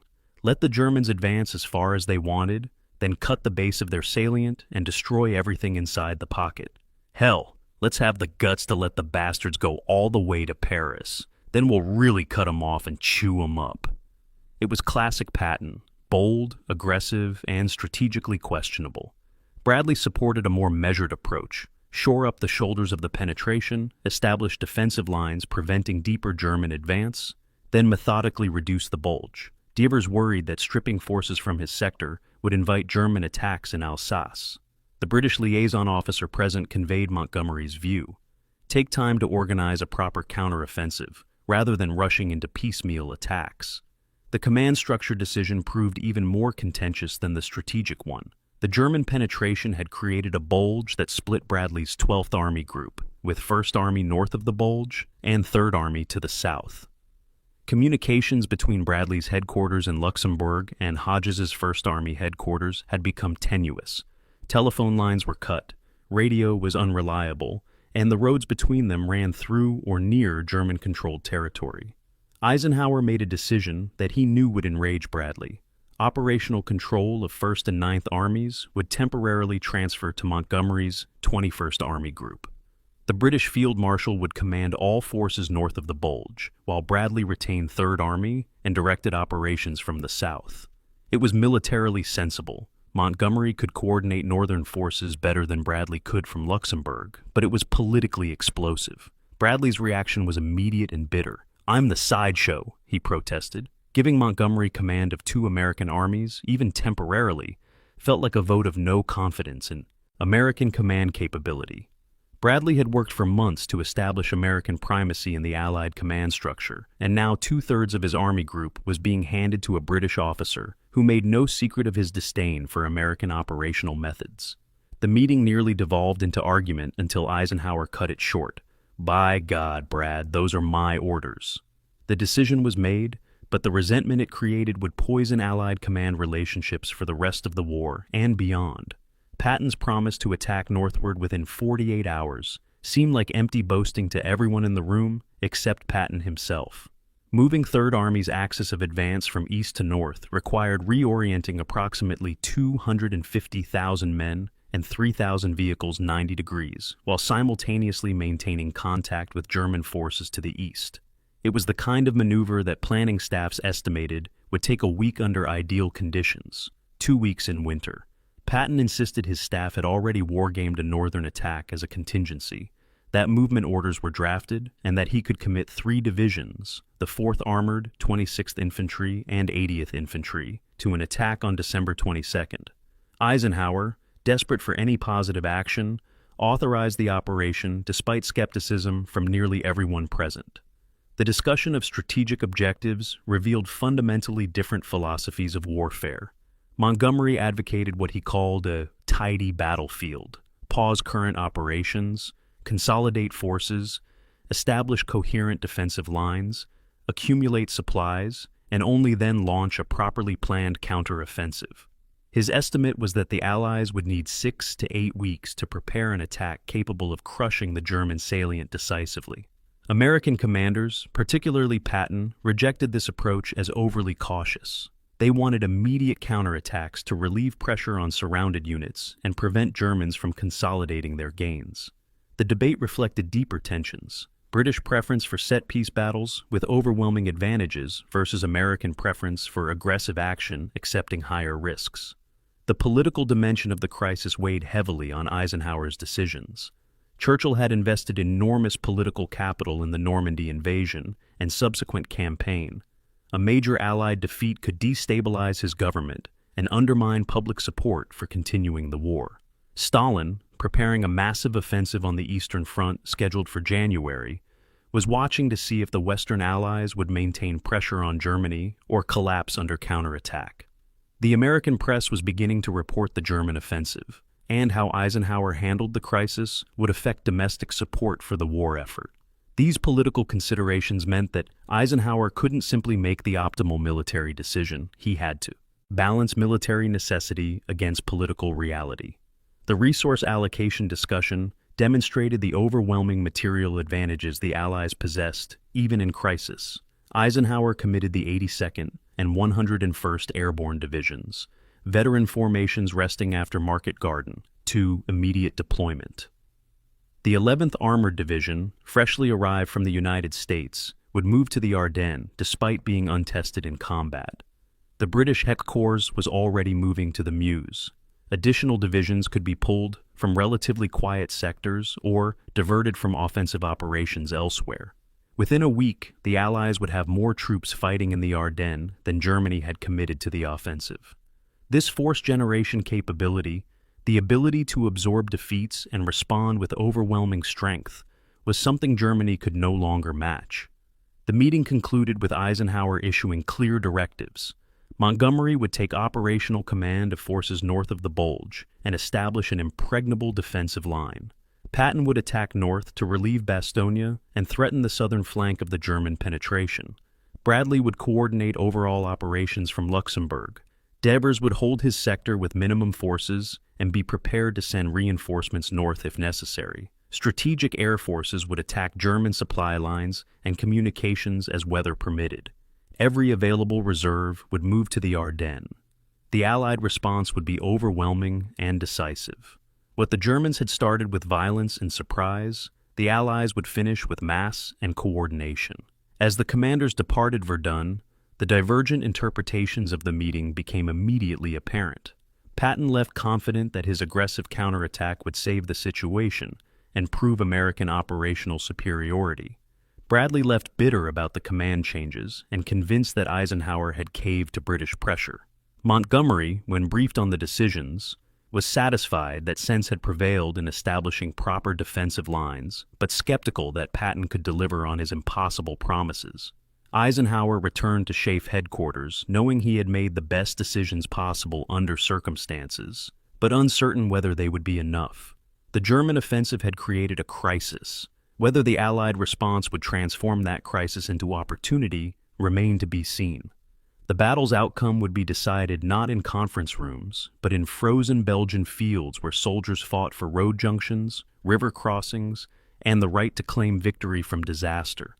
The column of trucks carrying the 101st Airborne Division rolled through the night toward Bastogne on December 18, 1944, with men still pulling on equipment and loading ammunition. The division had been in France, resting and refitting after the catastrophic failure of Operation Market Garden 2 months earlier. They expected at least another month of recovery before returning to combat. Instead, at midnight on December 17th, orders arrived. Move immediately to Belgium. Destination Bastogne. Mission to be determined. The paratroopers, veterans of Normandy and Holland, climbed into trucks still wearing the informal uniforms of rear area life, some without helmets, others without proper winter gear, but all carrying weapons and the grim determination that had made them elite. By dawn on December 19th, the division was established in defensive positions around a small Belgian market town that would become the most famous siege of the Second World War. Brigadier General Anthony McAuliffe commanded the division because Major General Maxwell Taylor was attending a conference in the United States. McAuliffe, the division artillery commander, was a competent professional but not the charismatic leader paratroopers were used to. He compensated with clear orders and unflappable calm under pressure. Upon arriving in Bastogne, he assessed the situation with brutal realism. The town sat at the intersection of 7 major roads, precisely the kind of communications hub that mechanized armies needed to control. German forces were approaching from the east and north, would likely encircle the town within days, and would then demand surrender. McAuliffe's mission was to hold Bastogne regardless of cost until relieved. He organized his approximately 18,000 troops, the 101st, elements of the 10th Armored Division, and various attached units, into a perimeter defense and prepared for siege. The German approach to Bastogne revealed a critical flaw in their operational planning. The town's importance was obvious. The road network made it essential for moving supplies to German spearheads driving toward the Meuse. Yet the initial German plan called for bypassing Bastogne, leaving it to be reduced by follow-on forces while the panzers continued westward. This worked on planning maps, but ignored reality. American forces in Bastogne could interdict every supply route running through the area. By December 20th, the German High Command recognized the mistake and committed substantial forces to taking the town. The 2nd Panzer Division, which should have been approaching the Meuse, was diverted to Bastogne. Panzerlehr Division attacked from the south. The 26th Volksgrenadier Division closed from the east. More than 45,000 German troops would eventually participate in the siege, trying to reduce a pocket defended by 18,000 Americans. The encirclement closed on December 21st, as German forces cut the last road into Bastogne from the west. American forces inside the pocket now fought in complete isolation, with no ground connection to friendly forces and only sporadic radio contact with higher headquarters. Supply became the immediate crisis. The Pool Division had arrived with minimal ammunition and only a few days of food rations. Winter uniforms were in short supply. Many paratroopers still wore the summer weight uniforms issued from Market Garden. Medical supplies were critically short, and the aid stations were already filling with wounded. Artillery ammunition was rationed to 10 rounds per gun per day, a fraction of normal expenditure rates. The defenders settled in for what they knew would be a desperate fight. The German surrender demand arrived on the morning of December 22nd, delivered by 4 German officers under a flag of truce. The typewritten message was formal and proper. American forces were surrounded, resistance was futile, surrender within 2 hours would be accepted with full military honors. Continued resistance would result in annihilation. The German officers waited while the demand was delivered to McAuliffe. The general, awakened from a brief nap, read the message and dictated his response with characteristic brevity. His initial reaction, "Aw, nuts," became his official reply when staff officers suggested it perfectly captured the American attitude. The typed response, delivered to the waiting German officers, consisted of a single word: nuts. The German colonel, unfamiliar with American slang, asked for clarification. The American officer explained, "It means go to hell." The response became legendary, symbolizing American defiance in the face of impossible odds. The weather became as dangerous as the German assault. December 22nd brought heavy fog and snow that grounded Allied aircraft, preventing resupply and eliminating the air support advantage that American forces relied upon. Temperatures dropped to near 0 Fahrenheit. Soldiers in foxholes faced the dual threat of German artillery and frostbite. The wounded in aid stations suffered without proper heating or blankets. Food was reduced to 1 meal per day of cold K rations. Water came from melted snow. The defenders endured conditions that tested physical and mental endurance as severely as combat itself. Men slept in shifts in frozen foxholes, wrapped in whatever they could scavenge, fighting exhaustion as much as they fought Germans. The weather cleared on December the 23rd, transforming the battle immediately. The skies filled with C-47 transport aircraft, more than 200 sorties over the following days, dropping supplies by parachute to the encircled defenders. The first drops brought artillery ammunition, desperately needed to repel German attacks. Later drops included food, medical supplies, winter clothing, and even Christmas packages intended for delivery before the siege began. American fighter bombers appeared overhead, attacking German positions with bombs and machine guns. The Luftwaffe attempted to interfere, but was hopelessly outnumbered. American P-47 Thunderbolts and P-51 Mustangs dominated the skies, turning every German troop concentration into a target. The siege had become sustainable. The fighting around Bastogne was characterized by close-range, brutal combat, where American defenders used every advantage of terrain and preparation. German attacks followed predictable patterns: artillery preparation, followed by infantry assault supported by tanks, attempting to break through at weak points in the perimeter. American forces, fighting from prepared positions with good fields of fire, exacted heavy casualties for minimal gains.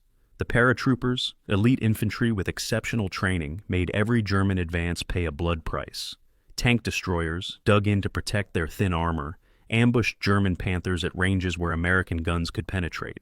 Artillery, rationed carefully but employed with devastating accuracy, broke up German formations before they could organize for assault. The relief of Bastogne came not with the dramatic flourish of Hollywood, but with the grinding arrival of exhausted troops after days of combat. Patton's Third Army attacked northward on December 22nd as promised, but progress was measured in meters against fanatical German resistance.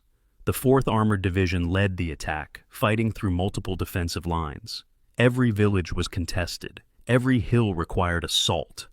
The weather that had cleared over Bastogne remained terrible for ground operations. Snow, ice, and freezing temperatures that made movement agonizing and combat lethal. By December 25th, the 4th Armored was still 3 miles from Bastogne, having suffered 2,000 casualties in 3 days of fighting. The actual breakthrough came on December 26th, when Lieutenant Charles Boggess, commanding a small tank infantry team from the 4th Armored Division, crashed through German positions and entered Bastogne's perimeter at 4:45 in the afternoon. The radio message, "This is it," announced that the siege was broken. But relief was more symbolic than practical. The corridor into Bastogne remained narrow, under German artillery fire, and barely passable. German forces continued attacking, trying to cut the corridor and re-establish the siege. The battle for Bastogne would continue into January, with American forces gradually expanding the corridor, while German attacks slowly weakened. The siege was broken, but the fight was far from over. The strategic importance of the Bastogne siege extended far beyond the town itself. German forces committed more than 45,000 troops and significant armor to reducing the pocket, forces desperately needed at the tip of the offensive, where the drive toward the Meuse was stalling for lack of fuel and reinforcements. Every day spent battering Bastogne was another day those troops weren't available for exploitation. The siege consumed a full week of the offensive's timeline, transforming what should have been a rapid exploitation into a protracted battle of attrition. American forces tied down 5 or 6 German divisions that would have been available to threaten the Meuse crossings or resist Patton's counterattack. The decision to hold Bastogne rather than evacuate proved strategically decisive, though it came at a cost of more than 2,000 American casualties. The mythology that grew around Bastogne, McAuliffe's nuts reply, the beleaguered paratroopers holding against overwhelming odds, Patton's dramatic relief, became central to how Americans remembered the Battle of the Bulge. The siege had elements that made compelling narrative: clear heroes and villains, dramatic moments, ultimate triumph over adversity. But the mythology obscured the larger reality. Bastogne was one of many critical actions during the battle. St. Vith's defense was equally important strategically. The Meuse River line never broke. Dozens of small unit actions throughout the Ardennes contributed to stopping the German offensive. Bastogne became famous partially because it made good propaganda and partially because Patton's involvement ensured it received attention from sympathetic journalists. The men who fought there deserved their fame, but so did thousands of others whose actions were equally critical but less cinematically compelling. War creates heroes everywhere, but history remembers only a few. The medieval stone buildings of L'Église, Belgium, had stood for centuries, but by December 23, 1944, they bore the scars of modern war. SS Obersturmbannführer Joachim Peiper, the man whose Kampfgruppe had driven deeper into American territory than any other German formation, now found himself trapped in this small village with approximately 2,000 men, 19 immobilized Tiger and Panther tanks, and no prospect of relief. The fuel gauges read empty. Ammunition stocks were critically low. Food was nearly exhausted. 300 German wounded lay in cellars and the village church, suffering without adequate medical supplies. Around the perimeter, American forces from the 82nd Airborne Division and 30th Infantry Division tightened their grip, bringing up artillery that methodically pounded the village. Peiper, who had boasted 6 days earlier that he would reach the Meuse in 48 hours, now faced the prospect of surrender or death. He chose a third option: escape on foot, abandoning everything. The encirclement of Kampfgruppe Peiper had developed with inexorable logic as the offensive's fuel crisis deepened. After capturing Stavelot on December 18th, Peiper's spearhead had pushed westward toward the Meuse, covering nearly 60 kilometers in 72 hours, despite constant skirmishing with American forces. But each kilometer consumed fuel that couldn't be replaced. Promised resupply convoys never arrived, stuck in massive traffic jams, or destroyed by American artillery. Airdrops of fuel never materialized because the Luftwaffe couldn't penetrate Allied air defenses. By December 20th, Peiper's column was stationary, its tanks scattered along the road wherever they had run out of fuel. American forces, recovering from the initial shock of the offensive, began surrounding the increasingly isolated German units. The American response to Peiper's penetration demonstrated how quickly tactical situations could reverse. The 82nd Airborne Division rushed to Belgium from rest areas in France, deployed north of Peiper's advance, and began attacking southward. The 30th Infantry Division, a veteran formation that had fought from Normandy, pushed from the west. Combat Command B of the 3rd Armored Division approached from the south. Within 72 hours, Peiper's spearhead transformed from an advancing threat into a surrounded liability. German attempts to relieve the pocket failed. The 1st S Panzer Division, Peiper's parent formation, couldn't break through American defensive lines that had solidified with remarkable speed. The hunter had become the hunted. Inside L'Église, Peiper faced impossible choices with dwindling resources. His radio communications with higher headquarters grew increasingly desperate. Urgently need fuel and ammunition. Cannot hold position much longer without resupply. American pressure increasing. The responses were always variations of the same message. Hold position, relief is coming, no supplies available at present. German doctrine emphasized aggressive action and rapid exploitation, but it provided limited guidance for commanders trapped without fuel in enemy territory. Peiper's training and experience were from the Eastern Front, where surrounded units fought to the death or broke out with tanks. Neither option was available. His tanks were monuments of steel rendered useless by empty fuel tanks. The decision to abandon the wounded was the most agonizing Peiper faced. Military ethics and German army regulations required caring for wounded soldiers.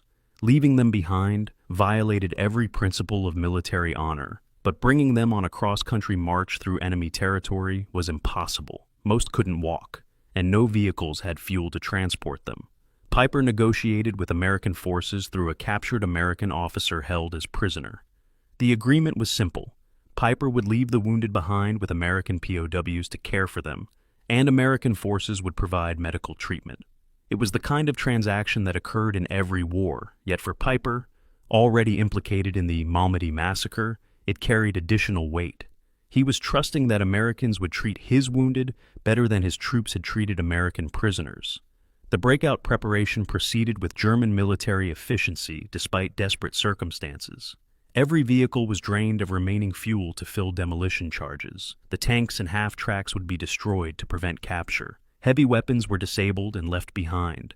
Each man carried only his rifle, basic ammunition load, one day of rations, and nothing else.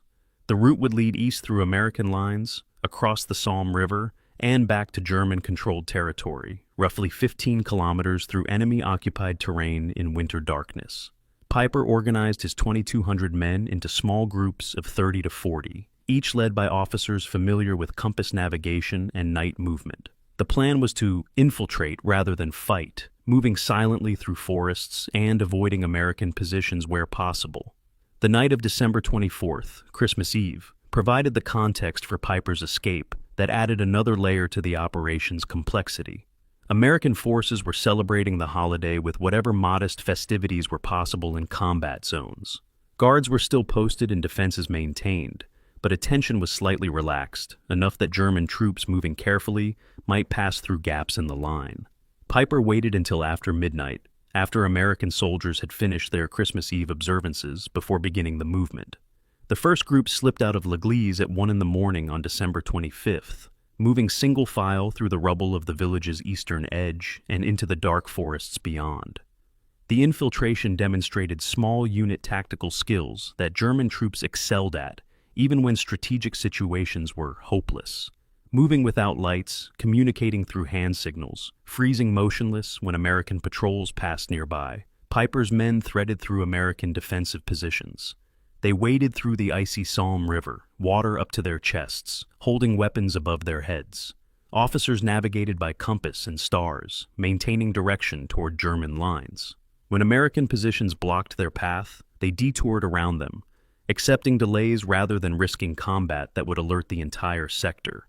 It was the kind of professional soldiering that inspired respect even from enemies, tactical excellence in service of a strategically bankrupt cause. The American discovery of the abandoned L'Église came on Christmas morning when patrols advancing cautiously into the village found it eerily empty. The German wounded were where Peiper had left them, along with 150 American POWs who had been held by the Kampfgruppe since its initial breakthrough. The Americans found 39 tanks, Panthers and Tigers, sitting motionless with their fuel tanks empty and demolition charges detonated in their engines.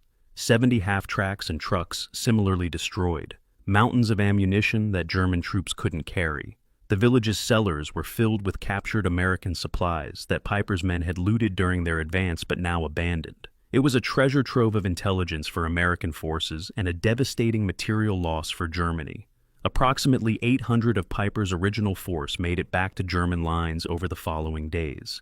Another 400 were killed or captured during the escape attempt. The remaining 1,000 or so had become casualties during the previous week of combat. Of the 5,000 men who had begun the offensive in Kampfgruppe Peiper on December 16th, fewer than 1,600 returned to German control in condition to fight again.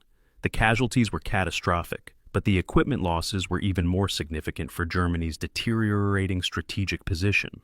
39 tanks represented roughly 3% of Germany's entire Western Front tank strength, destroyed not by enemy action, but abandoned for lack of fuel. The vehicles could have been saved if German supply lines had functioned, if fuel had been available, if the offensive's fundamental logistics had been sustainable. They weren't. And so, Germany's most elite units left their best equipment rusting in Belgian villages. Peiper's escape, viewed tactically, was a masterpiece of small unit operations. Moving more than 800 men through enemy lines with acceptable losses demonstrated exceptional tactical skill. Viewed strategically, it was an admission of total failure. The officer who had boasted of reaching the Meuse was reduced to sneaking through forests on foot, abandoning his wounded, destroying his equipment, and retreating to German lines having accomplished nothing of strategic value. His unit had killed hundreds of American prisoners and Belgian civilians, achieving nothing except guaranteeing his own war crimes trial. His advance had consumed scarce fuel, tied down German reserves, and ultimately contributed nothing to the offensive's success because success was never achievable. The interrogation of captured Kampfgruppe Peiper soldiers provided American intelligence with valuable insights into the German offensive's failure. Prisoners spoke of fuel shortages from day one, of promised resupply that never arrived, of air support that never materialized, of traffic jams that made movement impossible. They described divisions that were supposed to be elite but were filled with young replacements with minimal training. They mentioned that experienced officers knew the offensive was doomed, but couldn't say so without risking accusations of defeatism. The testimony painted a picture of a military still capable of tactical excellence, but suffering from strategic confusion, logistical collapse, and leadership that demanded the impossible while providing inadequate means to achieve it. The abandoned tanks in La Glaise became tourist attractions within weeks, photographed by curious Allied soldiers and eventually by journalists who began documenting the battle. The images, massive king tigers sitting immobile, their guns still pointed westward toward objectives they never reached, became symbolic of the entire offensive's failure. German engineering had produced the most powerful tanks in the world, armor so thick that American weapons struggled to penetrate it, guns that could destroy enemy tanks at ranges exceeding 2,000 meters. But all that technological superiority meant nothing without fuel to move them and ammunition to fire them. The La Glaise Tigers were monuments to the reality that modern warfare is fundamentally about logistics, and the side that can supply its forces consistently will defeat the side with superior equipment that can't sustain operations. Piper's personal fate intertwined with the escape in ways that shaped his entire post-war life. He had led his troops with tactical brilliance, conducting one of the deepest penetrations any German formation achieved during the offensive. He had also presided over systematic war crimes that left more than 300 American and Belgian dead in massacres. His escape saved him from immediate capture in December, but ensured his eventual trial when the war ended. The American forces who found the massacred prisoners at Malmedy and other sites would spend years building the case against him. When captured in April 1945, Piper faced justice for crimes committed during those desperate days in December, when his Kampfgruppe had been simultaneously the offensive's greatest hope and its most criminal manifestation. The tanks abandoned at La Glaise testified to tactical defeat. The bodies in Belgian fields testified to moral corruption. Together they told the complete story of Germany's last great offensive in the West. The skies above the Ardennes on January 1st, 1945, filled with aircraft as Allied air power finally achieved the weather conditions it needed to demonstrate overwhelming superiority. More than 5,000 sorties were flown that single day. P-47 Thunderbolts attacking German armor, P-51 Mustangs strafing supply columns, B-26 Marauders bombing road junctions, and British Typhoons firing rockets at any German vehicle that moved. The Luftwaffe attempted its long-planned Operation Bodenplatte, a massive coordinated strike against Allied airfields designed to destroy aircraft on the ground and achieve temporary air superiority. The German pilots, some highly experienced but many barely trained, flew approximately 900 sorties against Allied bases in Belgium, Holland, and France. The operation achieved tactical surprise and destroyed or damaged approximately 465 Allied aircraft, but the Germans lost approximately 300 aircraft in the process, and more critically, lost the pilots, including many instructors and experienced aces who were irreplaceable. It was Germany's last major air operation of the war, and it achieved nothing except accelerating the Luftwaffe's final collapse. The ground counteroffensive that Eisenhower had authorized at Verdun now proceeded with methodical, overwhelming force. Patton's Third Army attacked northward from the Bastogne area with 7 divisions, grinding against German defensive positions that fought with the desperation of troops who knew retreat meant death or capture. Montgomery's forces prepared a more deliberate assault from the north, much to Patton's frustration and Eisenhower's political discomfort. The British Field Marshal insisted on proper preparation, accumulating supplies, coordinating artillery, ensuring reserves were positioned correctly. His timeline called for attack no earlier than January 3rd, possibly later if conditions weren't optimal. This cautious approach was militarily sound, but politically problematic given American eagerness to demonstrate aggressive leadership. The weather that had initially favored German operations now turned decisively against them. Clear skies meant Allied aircraft dominated every daylight hour.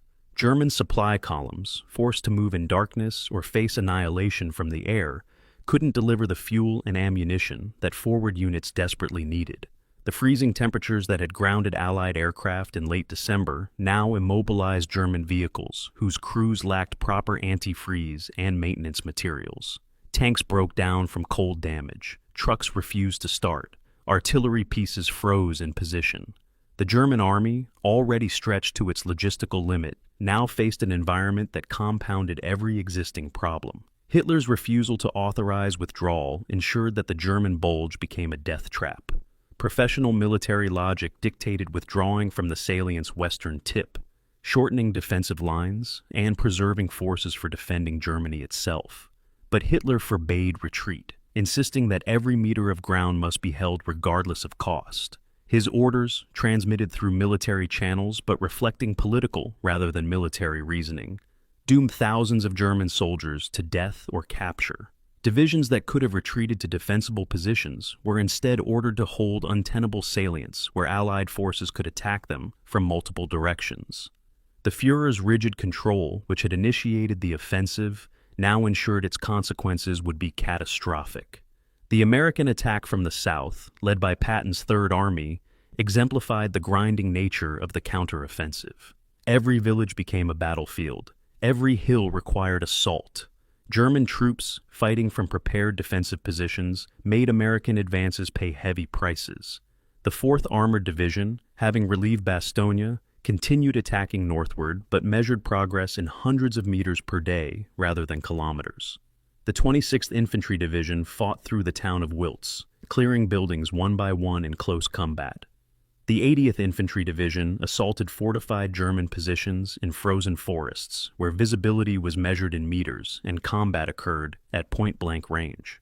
American casualties during the counteroffensive exceeded 1,500 per day, higher than during the defensive phase of the battle, because attacking well-prepared positions always costs more than defending them. The junction of American forces attacking from north and south became the operational objective that would eliminate the German salient. First Army divisions, now under Montgomery's operational control, pushed southward from positions around Spa and Malmedy. Third Army forces drove northward from the Bastogne corridor. The town of Houffalize, approximately halfway between the two forces, became the symbolic meeting point. Capturing Houffalize would cut the base of the German salient, trapping everything west of that line and restoring the front to approximately its pre-offensive position. But German forces defending the approach routes to Houffalize fought with fanatical determination, knowing that once the Allied pincers closed, their own encirclement and destruction would follow. The German withdrawal from the western tip of the salient finally began on January 8th, when Hitler grudgingly authorized limited retrograde movements. By then, it was nearly too late for thousands of German soldiers. The 2nd Panzer Division, which had reached within sight of the Meuse at Selles, was now surrounded and being systematically destroyed. The 9th Panzer Division was trapped near Bastogne with no fuel to retreat and minimal ammunition to resist. Volksgrenadier divisions, already depleted by 3 weeks of combat, disintegrated under Allied pressure. The retreat quickly degenerated into chaotic flight as units abandoned heavy equipment, they lacked fuel to move, and fell back on foot through winter storms. German discipline, legendary throughout the war, finally cracked as soldiers realized they were retreating from a battle that never should have been fought. The equipment abandoned during the German withdrawal testified to the offensive's complete logistical failure. American and British forces advancing through recaptured territory found hundreds of German vehicles, tanks, trucks, artillery pieces, half-tracks, sitting beside roads where they had run out of fuel or broken down from mechanical failure. Many were undamaged, simply abandoned because their crews couldn't move them. Others had been deliberately destroyed to prevent capture, though the demolition was often hasty and incomplete. The material losses far exceeded what Germany could afford. Every abandoned Panther represented months of production. Every destroyed truck was one less vehicle available to move supplies. The equipment losses during the offensive and subsequent retreat consumed reserves Germany needed for defending the Rhine and facing the coming Soviet offensive in the east. The human cost of the counteroffensive fell disproportionately on the Germans because they were conducting fighting withdrawals while Americans attacked. German casualties during January exceeded 50,000, killed, wounded, and captured, compared to approximately 30,000 American casualties during the same period. The casualty ratio, which had favored Germany during the offensive's opening days, when they attacked prepared positions with surprise and numerical superiority, now reversed decisively. American forces, benefiting from air superiority, artillery dominance, and numerical advantages, inflicted disproportionate losses on German troops who lacked mobility and adequate supplies. The Wehrmacht was bleeding at rates it could no longer sustain. The meeting of 1st and 3rd Army forces occurred on January 16th near Houffalize, when patrols from the 11th Armored Division linked up with the 2nd Armored Division. The junction was anticlimactic, a handshake between exhausted soldiers, radio messages to headquarters confirming contact, and the immediate realization that hard fighting continued despite this symbolic achievement. The German salient was eliminated as a coherent bulge, but thousands of German troops remained west of the junction, fighting in pockets, conducting rearguard actions, and attempting to escape encirclement. The battle would continue for another 2 weeks as these isolated formations were systematically reduced. The restoration of the front to pre-offensive positions by late January represented a strategic victory for the Allies, but not the decisive triumph that optimistic journalists suggested. American forces had suffered 89,000 casualties, including 19,000 dead. Belgium and Luxembourg had been devastated, with thousands of civilians killed and entire towns reduced to rubble. The German offensive had delayed Allied operations by approximately 6 weeks, postponing the Rhine crossing from January to March. More critically, the battle had consumed attention and resources during the period when Soviet forces launched their massive Vistula-Oder offensive, which advanced 350 miles in 3 weeks and positioned the Red Army for the final assault on Berlin. The Western Allies won the Battle of the Bulge, but the strategic implications were complex. The final accounting of the counteroffensive revealed both Allied strength and German desperation. The Allies had committed more than 700,000 troops to eliminating the German salient, more than had landed on D-Day. They had moved dozens of divisions, hundreds of kilometers in winter conditions, maintained supply lines across devastated terrain, and coordinated operations involving American, British, and Canadian forces under complex command arrangements. The logistical and organizational achievement was remarkable, demonstrating capabilities that Germany could no longer match. But the battle also exposed weaknesses, intelligence failures that allowed complete surprise, initial tactical defeats that cost thousands of lives, and command tensions that persisted throughout.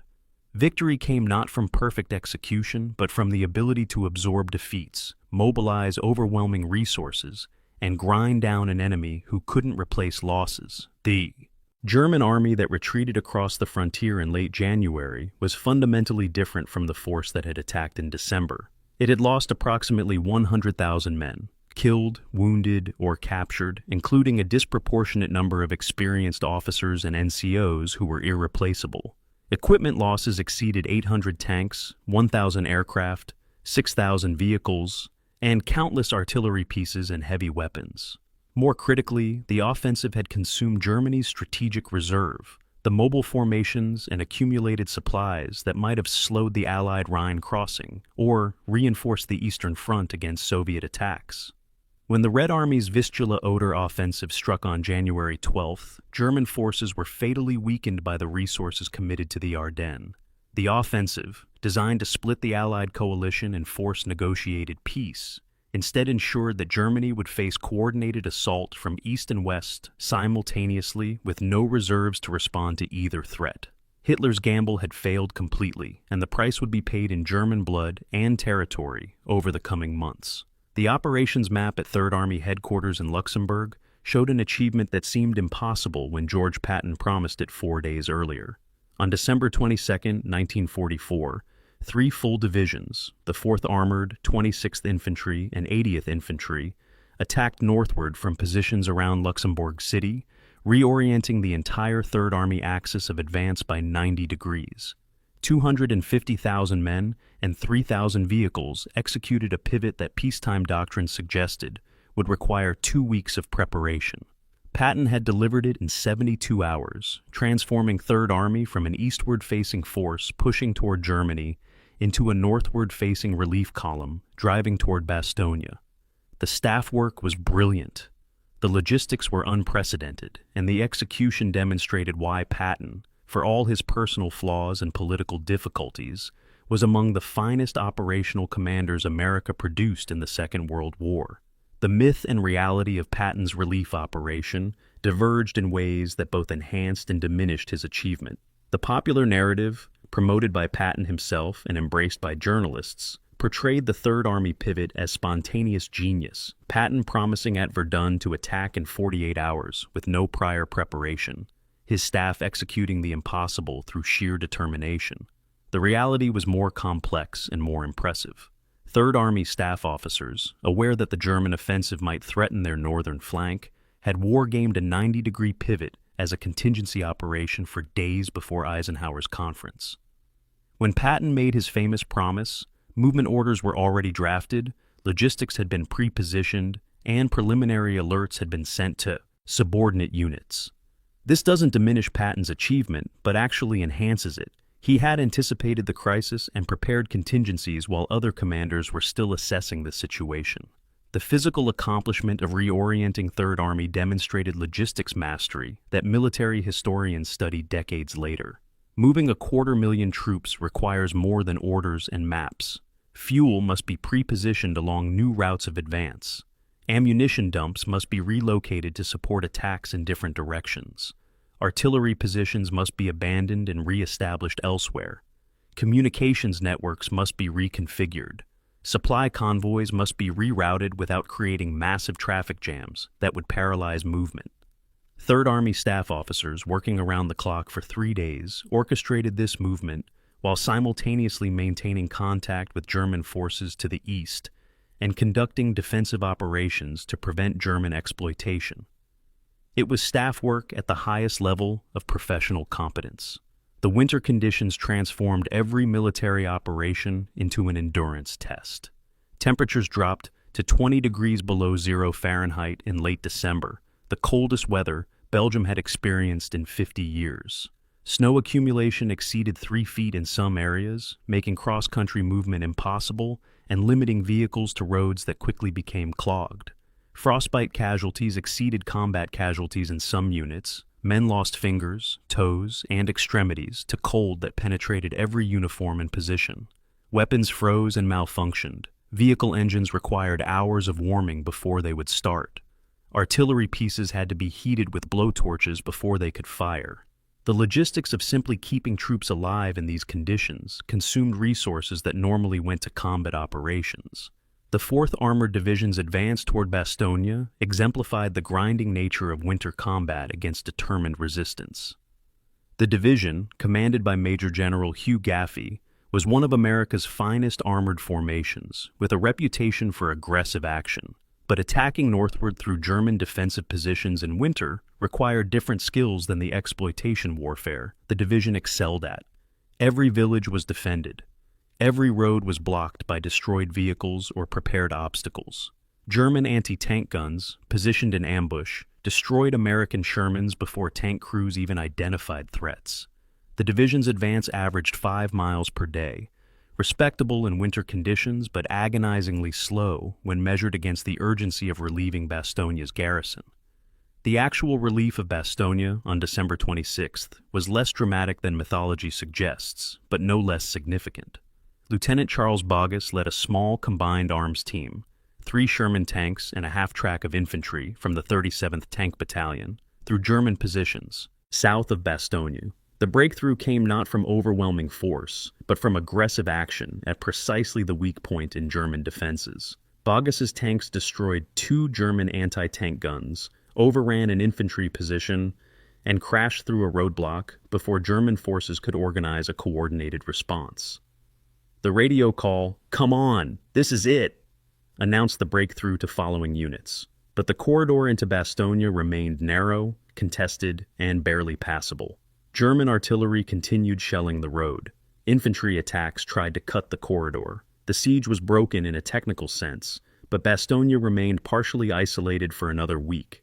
Patton's personality, aggressive, profane, publicity-seeking, and absolutely convinced of his own genius, shaped both his military effectiveness and his problematic relationship with Allied command.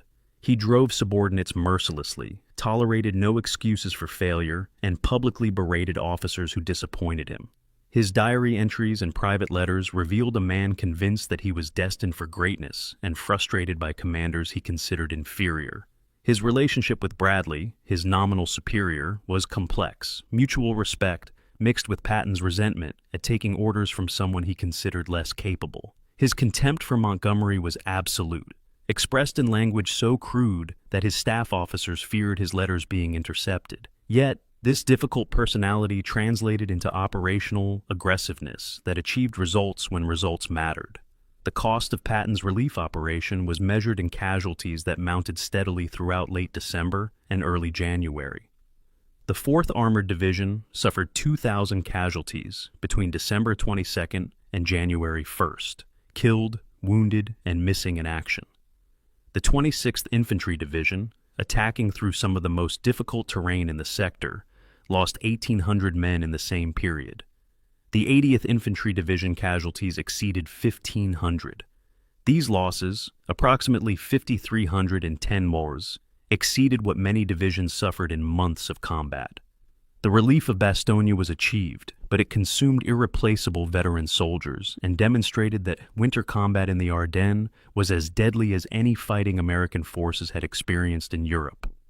The strategic question that emerged from the relief operation was whether focusing on Bastogne allowed German forces elsewhere in the Bulge to escape destruction. Montgomery and other British commanders argued that a more patient approach, containing the German salient while building overwhelming force, then crushing everything inside with coordinated attacks from multiple directions, would have destroyed more German units. Patton's aggressive relief attack, they suggested, allowed German forces to retreat in relatively good order rather than being trapped and annihilated. Patton countered that speed was essential, that allowing Germans to concentrate against Bastogne would have resulted in its fall, and that aggressive action was always preferable to cautious preparation. The debate reflected fundamental differences in military philosophy that had characterized Anglo-American relations throughout the war. The comparison between Patton's and Montgomery's approaches to the counter-offensive revealed both men's strengths and limitations. Patton delivered immediate action with characteristic speed, but accepted higher casualties and achieved operationally limited results. Bastogne was relieved, but German forces weren't decisively defeated. Montgomery prepared methodically, minimizing British casualties, and eventually attacked with overwhelming force on January 3rd. But his deliberate approach allowed German units to withdraw that might have been trapped by faster action. Neither approach was definitively superior, but their differences created tension that poisoned Allied command relationships. Eisenhower, caught between aggressive American commanders and cautious British generals, struggled to maintain coalition unity while prosecuting effective military operations. The traffic jams that characterized Patton's relief operation became legendary examples of what happens when multiple divisions try to use limited road networks simultaneously. The roads from Luxembourg toward Bastogne were narrow, winding, and covered in snow and ice. When 3 divisions plus supporting units all tried to move northward on the same routes, massive gridlock resulted. Convoys stalled for hours. Critical supplies couldn't reach forward units because roads were blocked by vehicles that had broken down or slid off icy surfaces. Military police struggled to maintain order, as unit commanders, desperate to meet attack timelines, attempted to bypass traffic using routes already congested. The resulting chaos consumed days of time and demonstrated that even the best planning fails when infrastructure can't support intended operations. Patton's diary entries from late December revealed a commander simultaneously proud of his achievement and frustrated by its limitations.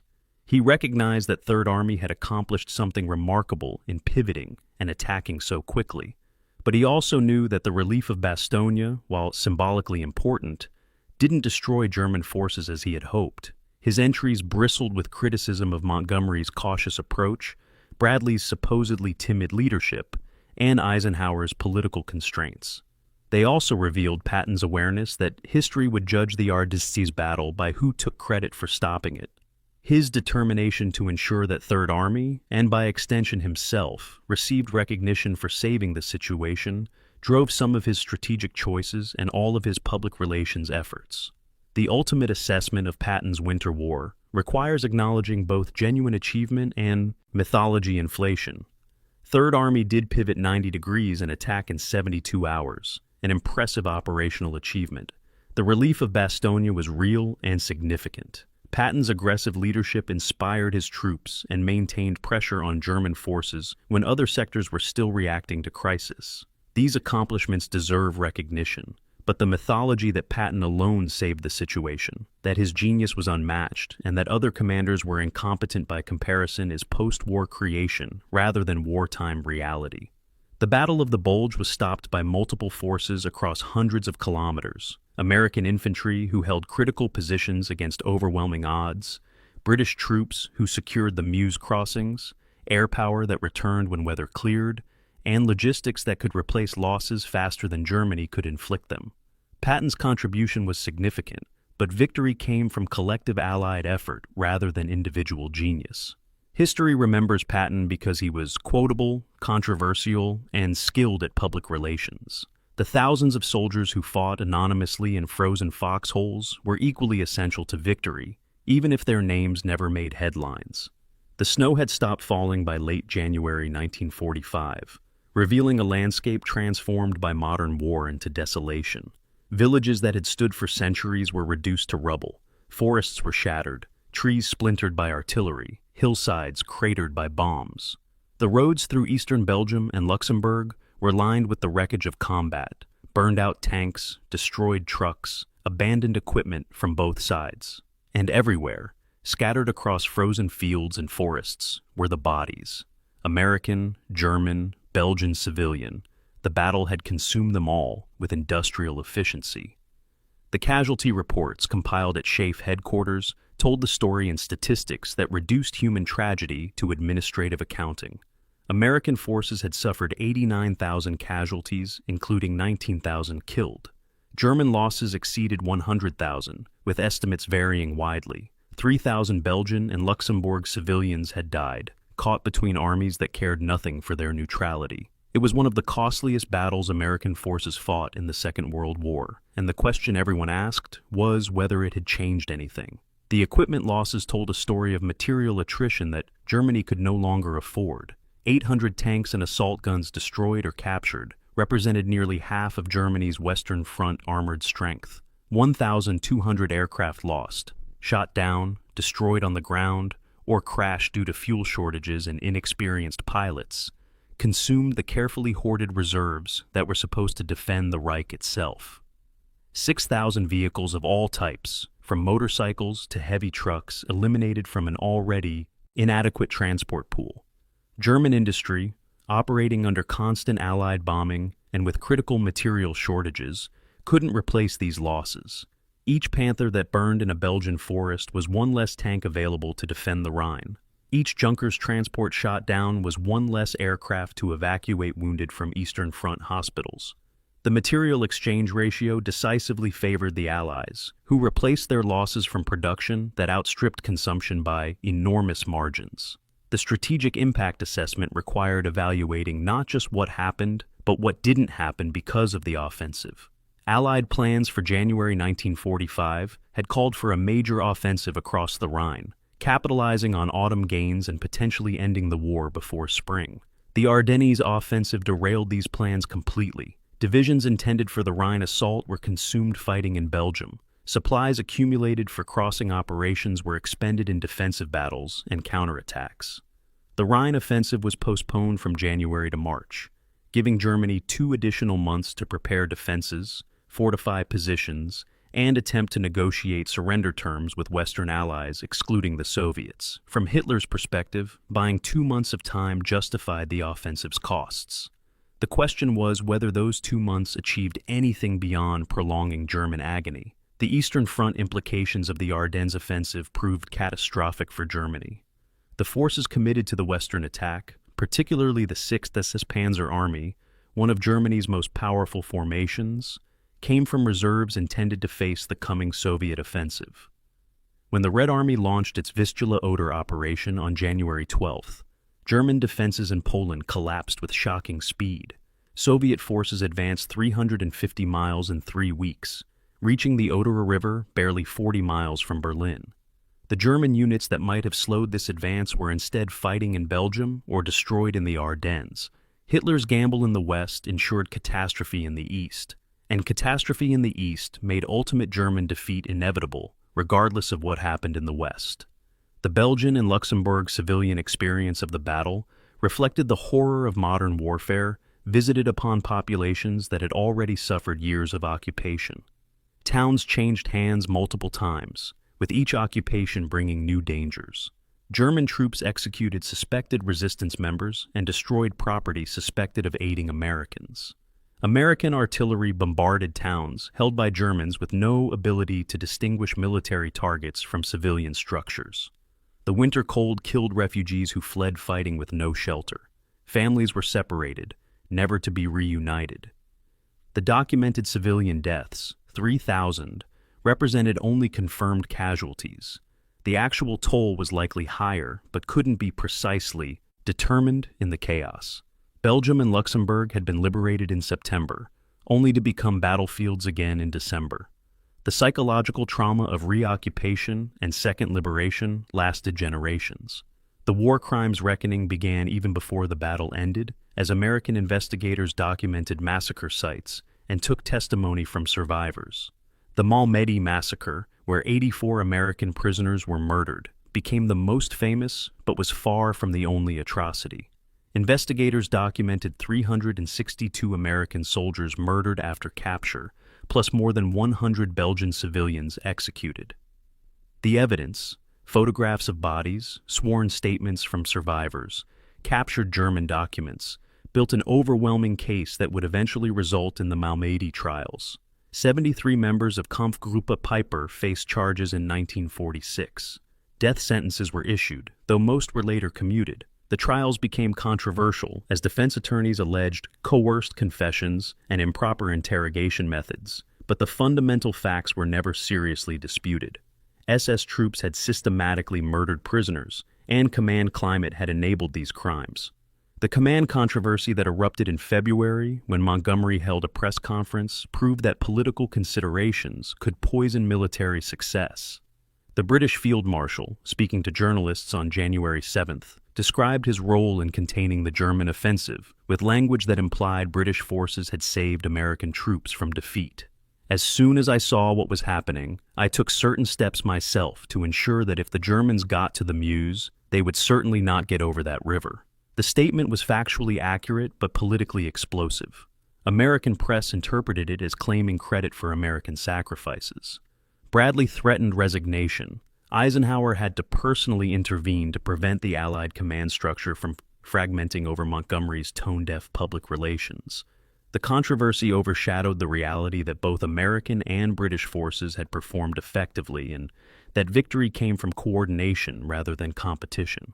The American public's understanding of the battle, shaped by journalism and official communiques, diverged significantly from reality. Initial reports emphasized the surprise German attack and the crisis it created. Later coverage focused on American resilience, Bastogne's heroic defense, and Patton's dramatic relief. The narrative that emerged, Americans surprised but ultimately triumphant, individual heroism overcoming initial setbacks, was emotionally satisfying and largely accurate in broad strokes. But it obscured the intelligence failures that allowed complete surprise, the tactical defeats that cost thousands of lives, and the complex reality that victory came from material superiority and logistical competence rather than individual heroism alone. The American public wanted heroes and got them in McAuliffe's nuts reply and Patton's aggressive leadership. The thousands of soldiers who simply endured and fought without quotable moments received less attention, but were equally essential to victory. The German home front response to the offensive's failure demonstrated the terminal disconnect between Nazi propaganda and reality. Goebbels's press releases initially claimed massive victories, American armies shattered, thousands of prisoners taken, Allied coalition collapsing. As the offensive stalled and then reversed, the propaganda shifted to claiming that the operation had achieved its objective of delaying Allied advance and gaining time for Germany to deploy new wonder weapons. By late January, even this fiction became unsustainable as German forces retreated to their starting positions, having achieved nothing. German civilians, increasingly skeptical of all official information, recognized the Ardennes Offensive for what it was, a last desperate gamble that had failed and consumed irreplaceable forces. Morale, already low after years of war and bombing, declined further as people realized defeat was now inevitable and would likely come soon. The The question of whether the offensive benefited Germany at all produced contradictory analyses that persisted for decades. The case for benefit argued that the offensive delayed Allied Rhine crossing by 6 weeks, forced redistribution of Allied forces away from planned offensives, and demonstrated that Germany could still strike back against overwhelming odds, potentially useful for negotiating surrender terms. The case against benefit pointed to the catastrophic losses: 100,000 casualties, 800 tanks, irreplaceable fuel and ammunition stocks that left Germany unable to defend either the Rhine or resist Soviet advance. The Eastern Front collapse in January, accelerated by the Ardennes Offensive's consumption of reserves, arguably hastened German defeat by 2 to 3 months. The balance favors the conclusion that the offensive was strategically counterproductive for Germany, achieving minimal gains at catastrophic costs. The Allied personnel replacement system's ability to restore divisions to combat effectiveness within weeks demonstrated organizational capacity that Germany could no longer match. American divisions that had suffered 50% casualties in December were back at near full strength by late January, filled with replacements from training camps in the United States and Britain. Damaged equipment was replaced from depots or new production. Ammunition stocks were replenished. The divisions were combat effective again, ready for the Rhine crossing. German divisions destroyed in the Ardennes weren't rebuilt. They were disbanded and their survivors distributed to other units. Germany's replacement system had collapsed under the strain of losses on multiple fronts and could no longer maintain division strengths. This asymmetry in reconstitution capability meant that while both sides suffered heavy losses, only one side could recover from them. The long-term impact on veteran soldiers manifested in ways not captured by casualty statistics. Thousands of Americans who survived the battle suffered from what would later be called post-traumatic stress: nightmares, depression, survivor's guilt, inability to adjust to civilian life. The 99th and 106th Divisions, filled with young soldiers who had experienced the offensive as their first combat, had been scarred by the intensity of those initial battles. Many would struggle with those memories for decades. Belgian civilians returned to destroyed homes and communities forever changed by the experience of occupation, battle, and liberation. The physical reconstruction of villages took years. The psychological recovery took generations. The Ardennes battle left scars across an entire region that remained visible into the 21st century. The final tally sheet compiled by military historians in the decades after the war revealed a battle of superlatives. Largest battle fought by American forces in World War II, largest American surrender in the European theater, most American casualties in any single battle after D-Day, Germany's largest offensive operation in the West after 1940. But superlatives don't capture the human cost. The teenager from Iowa who died in a foxhole never having fired his rifle. The SS officer who murdered prisoners and walked free after 11 years in prison. The Belgian family that lost everything when artillery destroyed their farm. The American general who traded 2 regiments for time and lived with that decision forever. The Battle of the Bulge ended in late January 1945, but its echoes continued for decades, shaping how nations remembered the war and how soldiers remembered their service. The battle was won, the salient eliminated, the front restored. But the cost of that victory would be calculated in ways that transcended casualty reports and equipment tallies, touching lives across continents and generations. Generaloberst Alfred Jodl sat in the dock at Nuremberg on April 3, 1946, testifying about his role as Chief of Operations for the German Armed Forces during the war. The Allied prosecutor asked about the Ardennes Offensive, and Jodl's answer was remarkable for its candor. The operation was operationally unsound from its inception. It required simultaneous success in multiple dimensions: tactical, logistical, meteorological, where individual failure in any dimension guaranteed overall failure. This was the man who had helped plan the offensive, who had transmitted Hitler's orders to field commanders, admitting under oath that Germany's last great gamble in the West had been doomed from the start. His testimony, combined with post-war analysis by military historians and interviews with surviving participants, built a comprehensive picture of why the Ardennes offensive failed. The answer wasn't a single decisive factor, but the compound effect of multiple fatal flaws, each individually sufficient to doom the operation, collectively ensuring catastrophe. The fuel arithmetic had never balanced, and this was knowable before the offensive began. German planning documents captured after the war revealed that staff officers had calculated precise fuel requirements. Reaching Antwerp required 450 kilometers of advance through contested territory. Each Panther tank consumed approximately 0.6 gallons per kilometer under combat conditions, meaning 270 gallons minimum per tank just to reach the objective, not counting combat consumption, idling, or the return journey. With 1,400 tanks committed, the offensive required at minimum 375,000 gallons just for armor, before counting trucks, half-tracks, and other vehicles. Germany's entire operational reserve for the Western Front was approximately 300,000 gallons. The plan assumed capturing 2.5 million gallons of Allied fuel within 48 hours. The actual amount captured was less than 50,000 gallons, roughly 2% of requirements.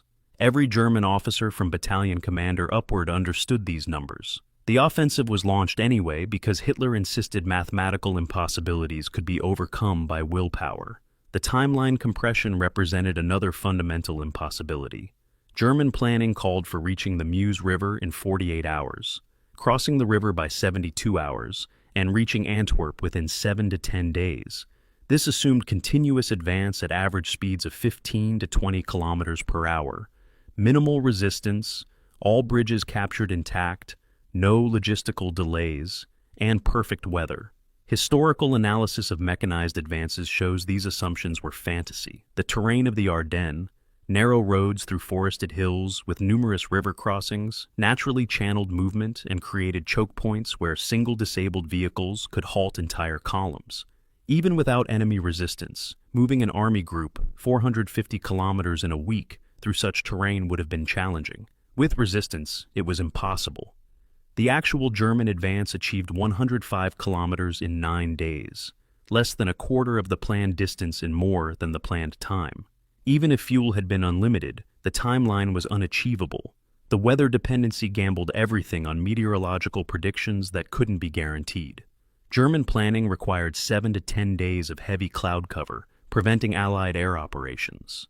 Weather forecasts suggested this was likely for late December, but forecasting weather a week in advance was imprecise, even by 1940s standards. The actual cloud cover lasted approximately 6 days before clearing on December 23rd. Once Allied aircraft returned to the skies, German supply columns, troop concentrations, and armor formations became targets. The Luftwaffe attempted to contest air superiority and was overwhelmed, losing approximately 300 aircraft on January 1st alone during Operation Bodenplatte. The operational plan had no contingency for what happened when weather cleared earlier than predicted.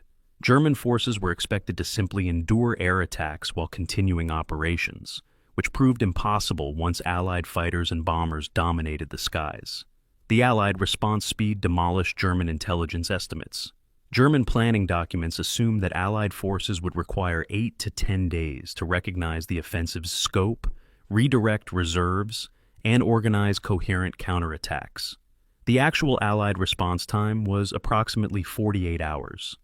The 82nd and 101st Airborne Divisions were moving toward Belgium within 24 hours of the offensive's start. British Kikskayaks Corps completed a 200-kilometer movement and established defensive positions on the Meuse within 3 days. Patton's Third Army pivoted 90 degrees and attacked northward within 72 hours. The German intelligence failure that assumed Allied command would be paralyzed by surprise and confusion proved catastrophically wrong. Allied command structures, despite various inefficiencies and personal tensions, responded with speed and coordination that German planners hadn't considered possible. The strategic reserve depletion represented a decision point where short-term tactical requirements destroyed long-term strategic capability. The forces committed to the Ardennes Offensive, particularly the 6th SS Panzer Army and 5th Panzer Army, represented the last significant mobile reserve Germany possessed. These forces might have slowed the Allied Rhine crossing in spring or reinforced the Eastern Front against the Soviet Vistula-Oder offensive in January. By committing them to the Ardennes, Hitler ensured that Germany would face simultaneous catastrophic defeat on both fronts with no reserves to respond to either threat. The Soviet offensive on January 12th advanced 350 miles in 3 weeks against German forces depleted by the Ardennes commitment. The Rhine crossings in March faced minimal resistance because divisions that might have defended were destroyed in Belgium. The Ardennes offensive didn't just fail in its immediate objectives, it guaranteed Germany's defeat would be total and swift. The comparison to 1940's French campaign, which Hitler repeatedly invoked to justify the offensive, revealed why historical analogies fail when circumstances differ fundamentally. In May 1940, Germany attacked with material superiority, surprise, superior doctrine, facing an enemy with fragile morale and poor command coordination. The Wehrmacht was fresh, well-supplied, and facing opponents who had been at peace for 8 months. In December 1944, Germany attacked with material inferiority, achieving only tactical surprise, against an enemy with robust logistics and flexible command structures. The Wehrmacht was exhausted, undermanned, and facing opponents who had been fighting continuously for 6 months and had refined their combat effectiveness through experience. The situations were not comparable, but Hitler's strategic thinking was trapped in past successes, unable to acknowledge that circumstances had changed fundamentally. The counterfactual analysis, what if various factors had been different, demonstrates that no single change could have made the offensive succeed. Assume fuel had been captured as planned. German forces still faced the Meuse defensive line with British reserves that were mathematically unbreachable. Assume Bastogne had fallen. German supply routes would have been clearer, but still inadequate to sustain operations at the Meuse. Assume weather had remained poor for 2 weeks. Allied forces would still have established defensive positions that German forces lacked the strength to overcome. Assume Allied response had been slower. German fuel shortages would still have immobilized armor before reaching Antwerp. The offensive required everything to go perfectly simultaneously for an extended period. Military operations never achieve perfection, and operations depending on perfection are fundamentally unsound. The political versus military logic of the offensive exposed the dysfunction of Nazi decision-making. From a political perspective, Hitler's strategic calculation had a certain desperate rationality. Split the Western Allies from the Soviets, force a negotiated peace in the West, transfer forces east to contain the Red Army, survive until miracle weapons or coalition fractures changed the strategic situation. This political logic motivated the offensive. But military logic, the art of achieving political objectives through organized violence, requires that operational plans be feasible given available resources. Hitler's system had evolved to where political objectives dictated military planning without regard for operational feasibility. Professional military officers who pointed out mathematical impossibilities were dismissed as defeatists. The result was an operation that made political sense in the abstract, but military nonsense in execution. Field Marshal Walter Model, commander of Army Group B during the offensive, committed suicide on April 21, 1945, rather than surrender to Allied forces. His final letters revealed a man who understood that the Ardennes offensive had been strategically bankrupt, but who had followed orders because the alternative was execution for defeatism. Model was a competent professional soldier, trapped in a system where professional military judgment had been subordinated to ideological delusion. His suicide, 13 days after Germany's surrender, was the final act of a commander who knew he had participated in a catastrophe and couldn't live with that knowledge. His death, like the deaths of hundreds of thousands of soldiers in the Ardennes, testified to the cost of strategic decisions made by leaders disconnected from operational reality. The ultimate lesson of the Ardennes offensive is that superior tactics cannot overcome impossible strategy. German tactical performance during the offensive was often excellent. Breakthrough operations achieved surprise, small unit tactics were professional, individual soldiers fought with determination. But tactical excellence meant nothing when the strategic concept was fundamentally impossible. No amount of tactical skill could overcome the fuel shortage. No level of individual courage could change the mathematical reality that reaching Antwerp required resources Germany didn't possess. The Wehrmacht in December 1944 was arguably the most tactically proficient army in the world, and it achieved nothing strategically because tactics serve strategy, not the reverse. The historical memory of the Ardennes Offensive demonstrates how popular understanding often diverges from analytical reality. American popular memory emphasizes Bastogne, McAuliffe's Nutt's reply, Patton's relief, and ultimate triumph over adversity. This narrative is emotionally satisfying and contains truth but obscures the larger strategic picture. The battle was won not through heroic stands alone, but through logistical superiority, material advantage, and German strategic bankruptcy. British contributions, securing the Meuse crossings, providing reserves, Montgomery's coordination, receive minimal attention in American memory, despite being strategically essential. German participants often remember tactical successes while avoiding responsibility for strategic criminality. Piper's tactical brilliance overshadowing his war crimes, models professional competence excusing his service to a criminal regime. The final accounting reveals an offensive that failed at every level except the tactical. Tactically, German forces achieved surprise, broke through American lines, advanced over 100 kilometers, and inflicted heavy casualties. Operationally, they failed to capture critical objectives like St. Vith quickly, lost the race for the Meuse crossings, and consumed irreplaceable forces. Strategically, they achieved nothing positive and much that was negative. No split in Allied coalition, no negotiated peace, no transfer of forces to defend against Soviet attack. The offensive accelerated Germany's defeat by 2 to 3 months rather than delaying it. The casualties were catastrophic,